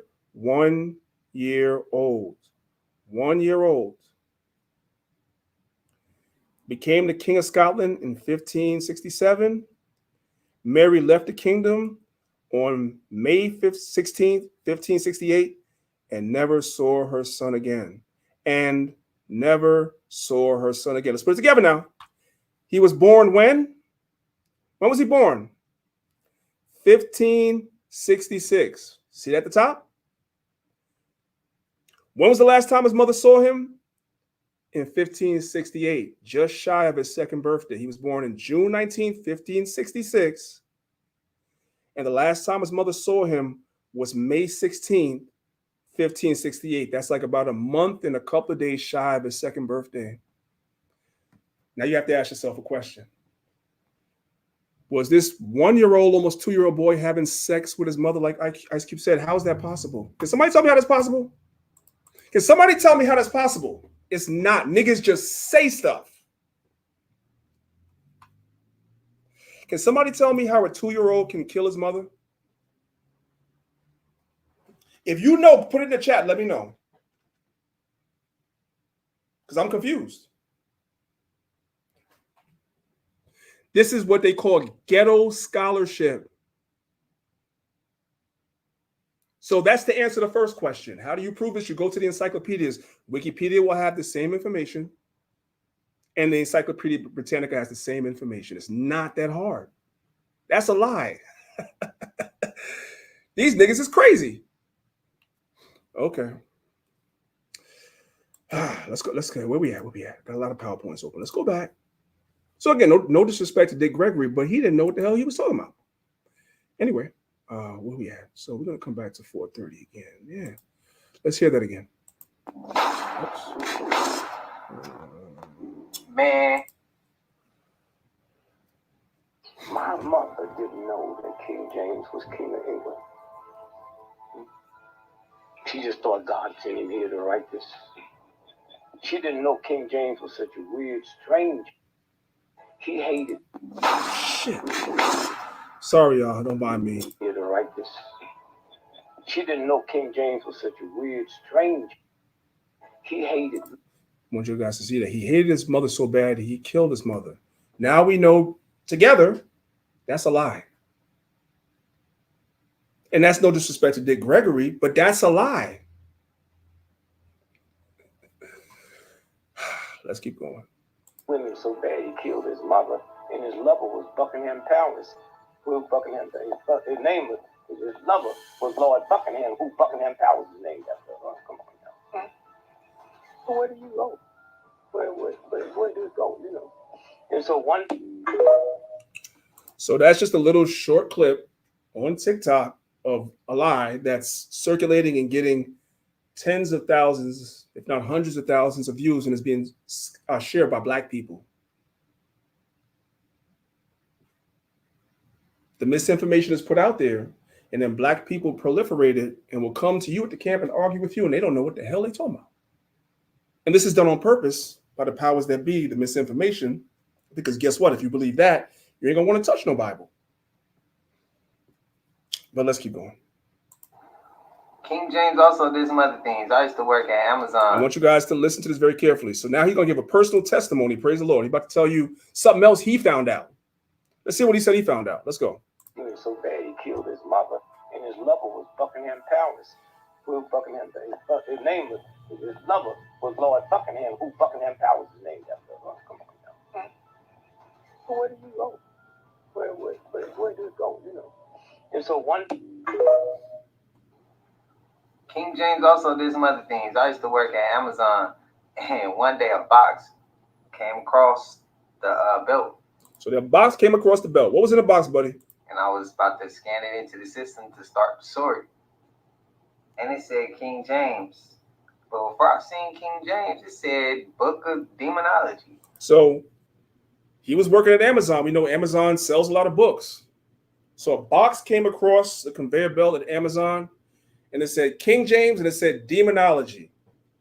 Now, how many of you guys think he actually took the time to research and read what he's about to say? How many of you guys think he did that? Let's go. Or something like that. Demon something. Satanic rituals, all types of crazy. The book says nothing about demons, satanic. It says nothing about none of that stuff. None of it. None of it. He's just making it up. He's just making that up, guys. Let's go. Stuff in that book. I was opening the pages. I was trying to see what was in it. And the author was written by King James. Okay, so the author was written by King James. So he opened the cover, read the cover, opened up to the first page. It does say King James. Yeah, that's all he did. He didn't read the book. Let's go though. The same King James. I thought that was kind of weird. That was something that made me question a lot then. I was already questioning certain things, but as far as dude's question about the Vatican. So the question is, he starts to question things. But when you start questioning things, what do you need to do to answer your questions? You need to research. So you mentioned what the box said, what the cover says. You opened it up and read the first page to confirm that it was by King James, but you didn't read past that. Okay. Let's go to the next fella. Where are niggas getting that from? They're getting it from the white man. That's where they're getting it from. They're getting it from the white man. Let's listen to the white man, right? Because this is who niggas love to listen to. So here we go. Listen. So I get asked this question all the time. Let me turn the volume up.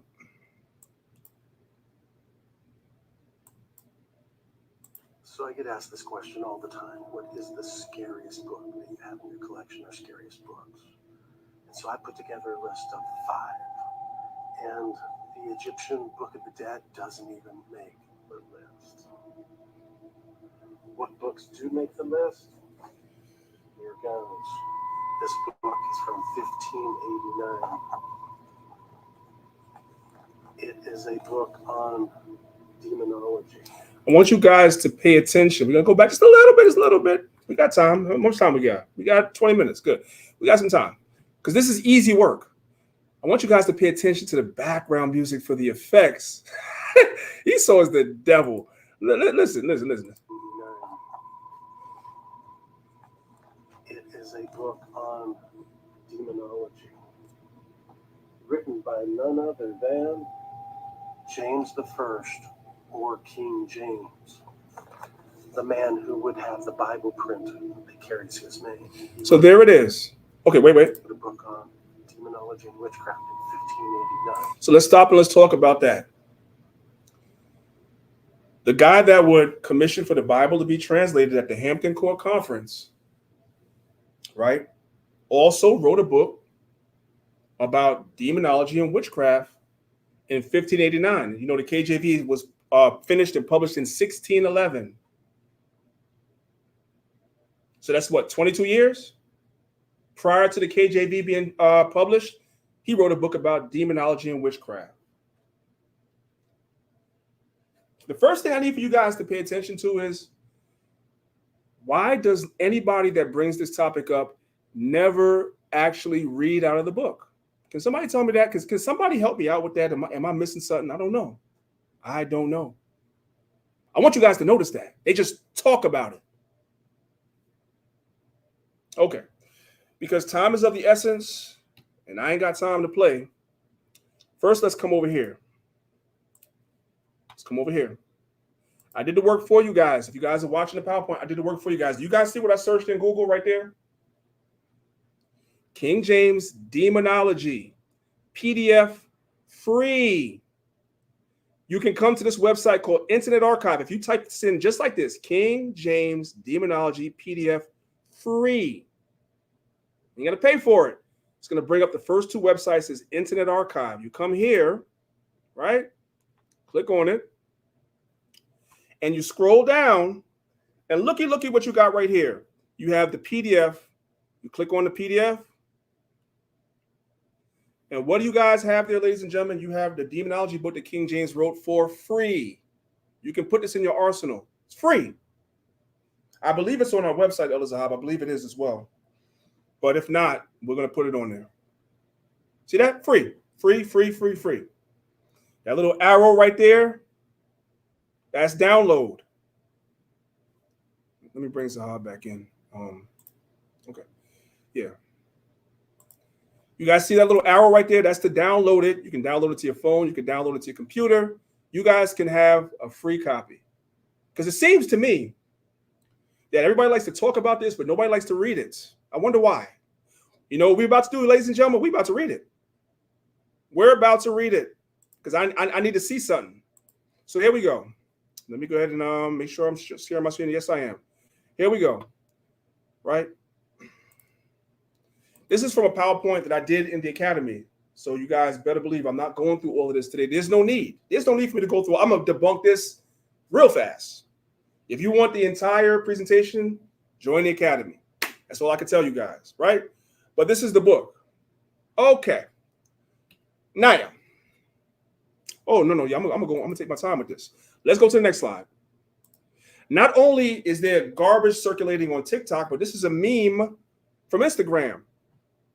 The same man who wrote the Holy Bible wrote a book called Demonology. Ooh, oh my God. Oh my God. Now we got to throw the Bible away.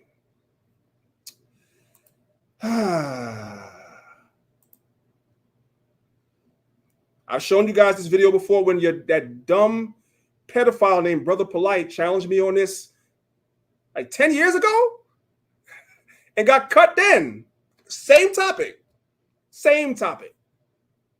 Okay. Right?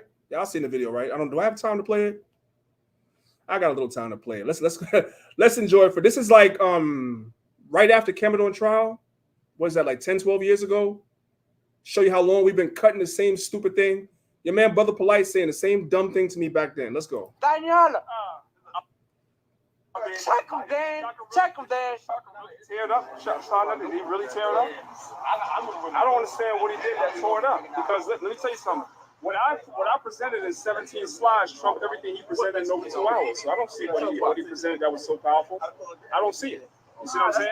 Now, I'm gonna say this real quick, and I'm gonna pass the mic back to Hashar, right? So let me get this straight, right? Let me understand this, right? The brother Reggie said that they're gonna respond to the information that Hashar presented, right?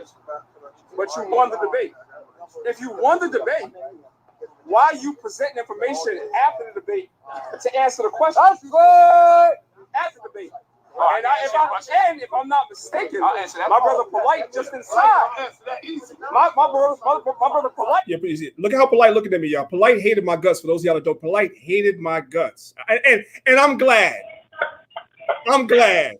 So did he have to do a party with you, Dad? Yeah, I am. So listen, hey man, that is an honor that nigga hated me. He hated me, and I love it. Anyway. I remember seeing an interview where Polite said that after the debate, he don't even speak to the people he debate no more because he done killed them already. So if you killed us already, why are you responding to information after the debate? You know why? Because you know damn well that you didn't kill no damn body. You know damn well, man.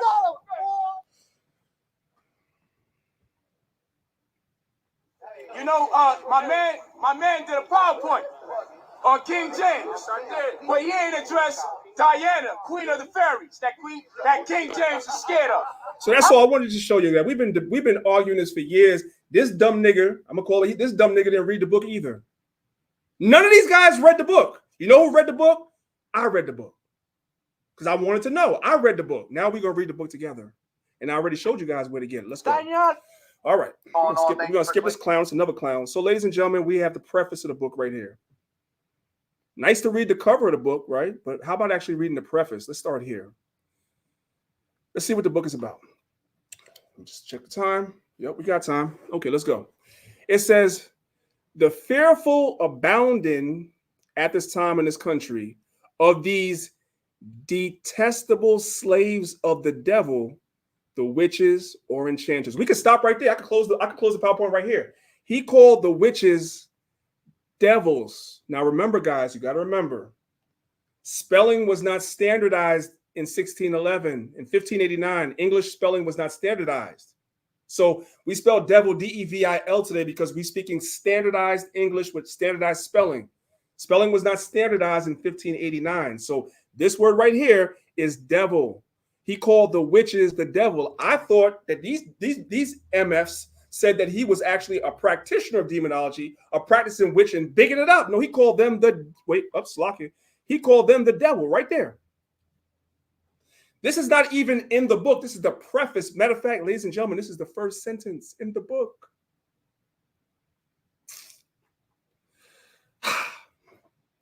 These detestable slaves of the devil, the witches or enchanters, hath moved me, beloved reader, to dispatch in this post this following treatise of mine, not in any wise as I protest to serve for a show of my learning and engine, but only moved of conscience to press thereby so far as I can to resolve the doubting hearts of many, both that such assaults of Satan are most certainly practiced. What is he calling witchcrafts? Assaults of Satan. I thought he wrote the book to bring it up.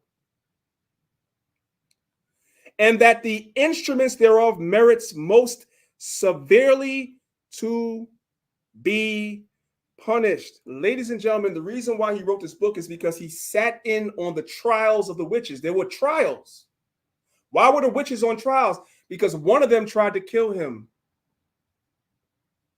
So he's like, you know what? Just like if somebody kills somebody, God forbid, in your family or friend, whatever like that, you're going to show up into court to hear the testimony. You want to know why you did what you did. So he sat in on the trials where the witches were on trial, one of them for trying to kill him. And he wrote a book about it. See, we're reading the book. They didn't. And Polite was dumb enough to stand in front of me and didn't even read the book. What an idiot. Let's keep going. Against damnable opinions of two principally in our age, whereof the one is called Scott, an Englishman is not ashamed in public print to deny that there can be such a thing as witchcraft, and so maintains the old error of the Sadducees in denying of spirits. The other called Viziers, a German physician, sets out a public apology for all these craft folks. Okay, let's just go down a little bit to the highlighted portion. It says, my intention in this labor, meaning the reason why I wrote the book, is to prove two things, as I have already said. That one, that such devilish arts, wait, I thought they said he was bigging it up. Such devilish arts have been and are. The other, what exact trial and severe punishment they merit. In other words, the reason why he wrote the book is not only to understand why they were doing what they're doing, but also to explain why they were going to be punished, which means being put to death. Why? What book is this from? See at the top? Demonology. How come I read it and they didn't? This is at the preface. Now, you guys can see all these pages that I have here. This is from the book. Like I said, I went over this in the academy. I ain't going over it today. Let's go to the end. Let's go to the end of the book. Right? This is on page number 92. Let's read this paragraph right here. It says, this strange discourse before recited may perhaps give some occasion of doubt to such as shall happen to read the same, and thereby conjecture that the king's majesties would not hazard himself in the presence of such notorious witches. Like they were trying to figure out why did he even want to attend the trials? But let's keep going. Least thereby might have ensued great danger to his person and the general state of the land, which thing in truth might well have been feared. But to answer generally to such, let this suffice, that first, it is well known that the king is the child and servant of God, and they but servants to the devil. Who's servants to the devil? The witches. He is the Lord's anointed, and they but vessels of God's wrath. He is a true Christian and trusteth in God.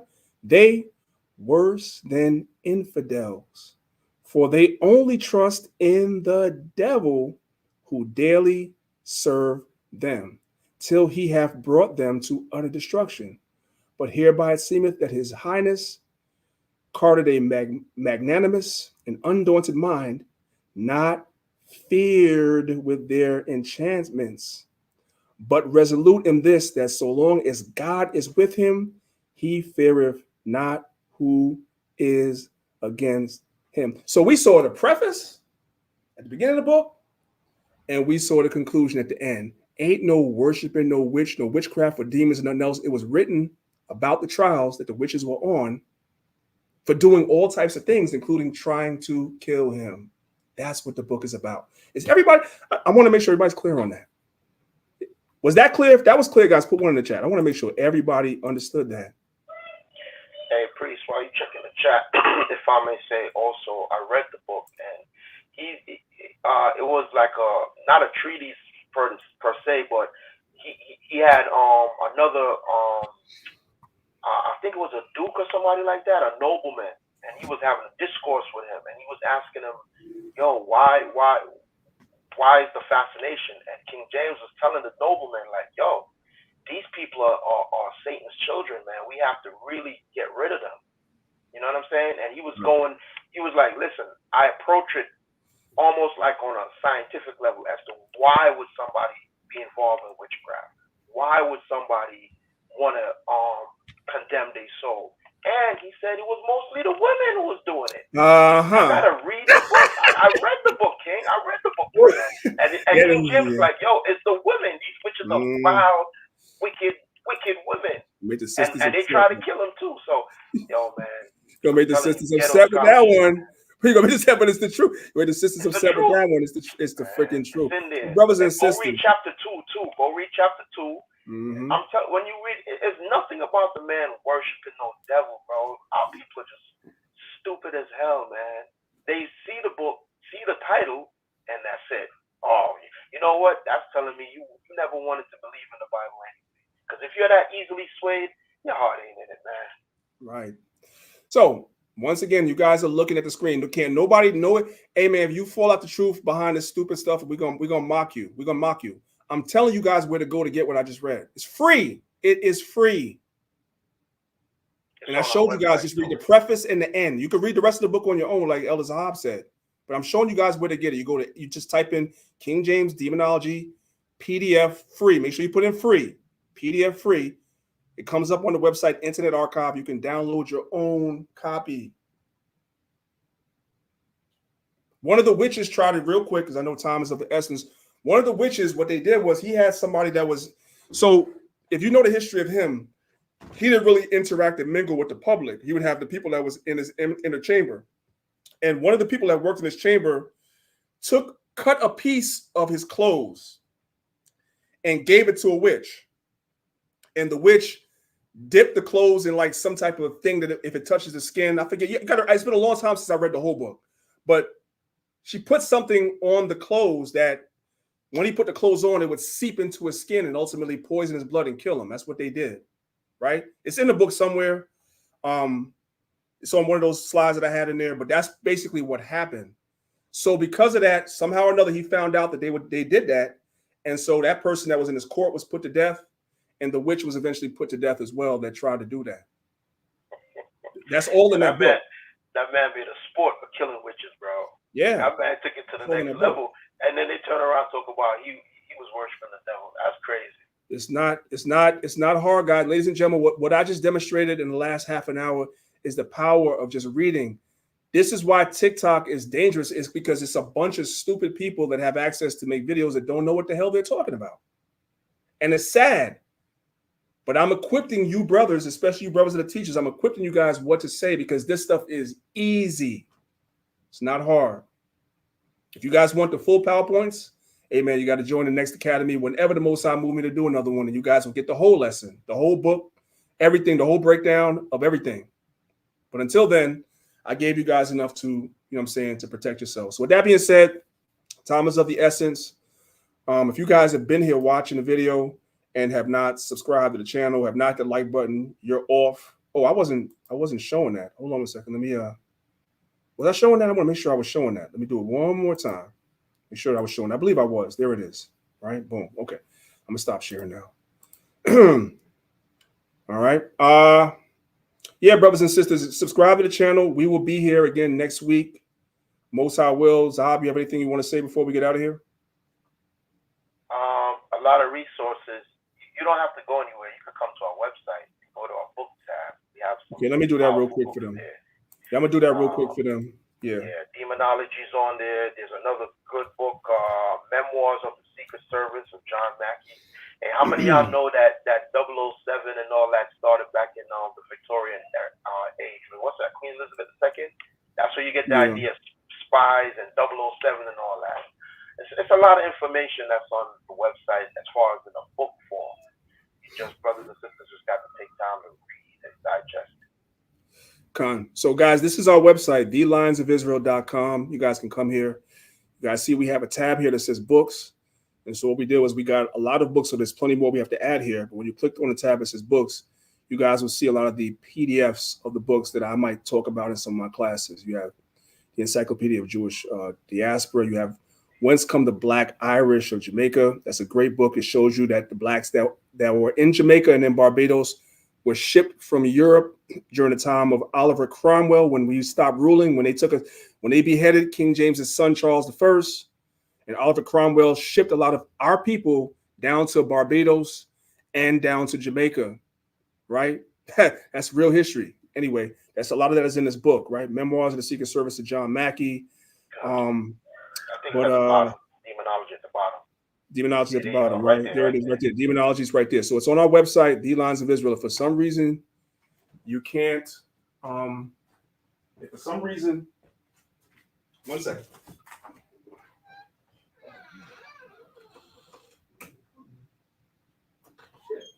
Hey, brothers and sisters, if you're in New York City, again, come out to Times Square later on today. Unity Camp. A lot of powerful camps are going to be out there for the Lord will. This weather hold up. You don't want to miss it, man. It's a lot of powerful camps. A lot of powerful speakers going to be out there. You're going to wake our people up, all right, according to the scriptures. So if you're in New York City, come on down. Yeah. So anyway, brothers and sisters, give me a second. Just looking for something.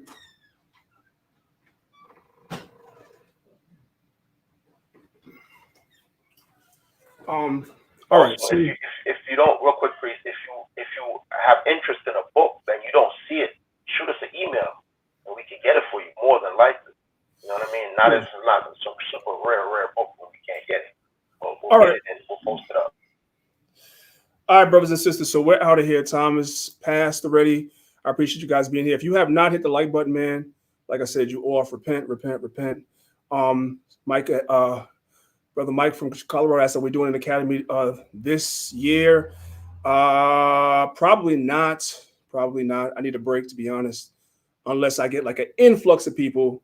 And the email to join the academy is going at the bottom of the screen. If I get enough people in the right places, then we might just do it. But as of right now, no. So the captains will be checking the email from time to time, and we'll make a decision once we get enough people. With that being said, I'll see you guys again here next week, 10 a.m. Eastern Standard Time, and we will, Most High will be down in Times Square this evening doing our thing. You heard? All right, so with that being said, new video from our Captain McGunn. We're out of here. We'll see you guys next time. Shalom. Yo, Priest, what's good, man? Yo. You got all this new merch. You got music people waiting on. Elite Elements. What's good, man? You know, I need a place to put my business. I'm going to talk to McGunn, but this is perfect timing with him getting those buildings. I think that's him calling right now.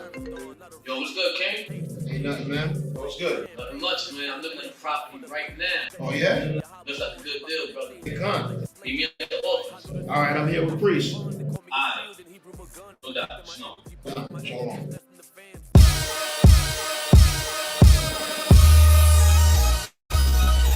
Flexing.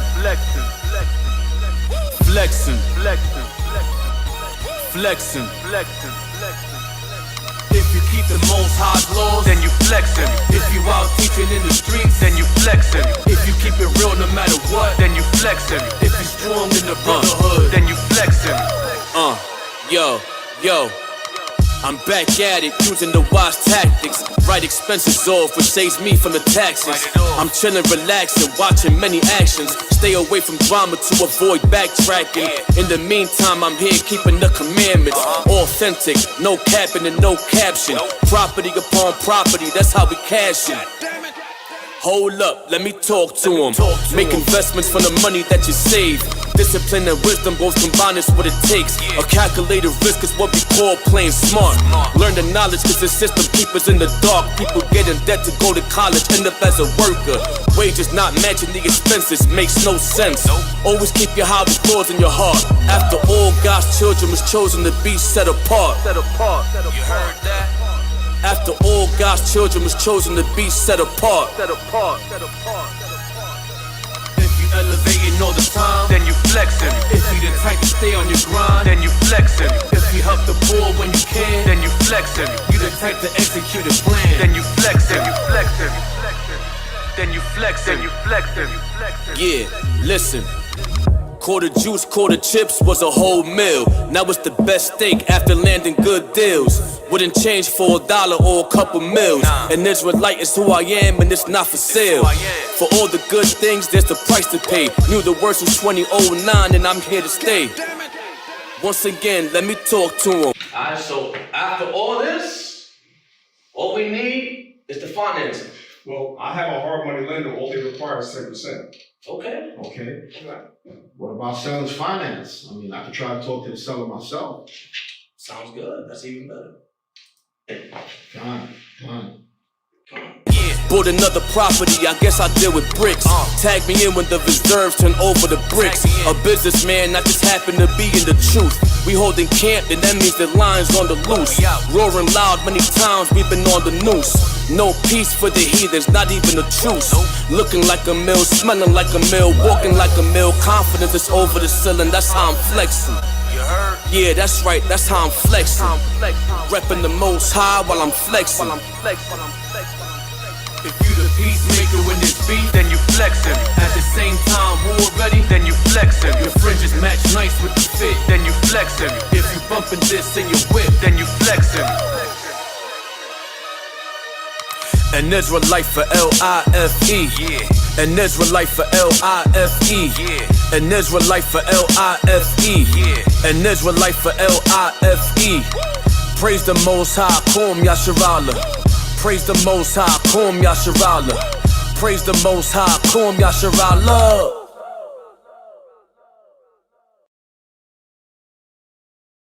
A lot of us Blacks and Hispanics, we hate knowledge, man. We hate to hear knowledge.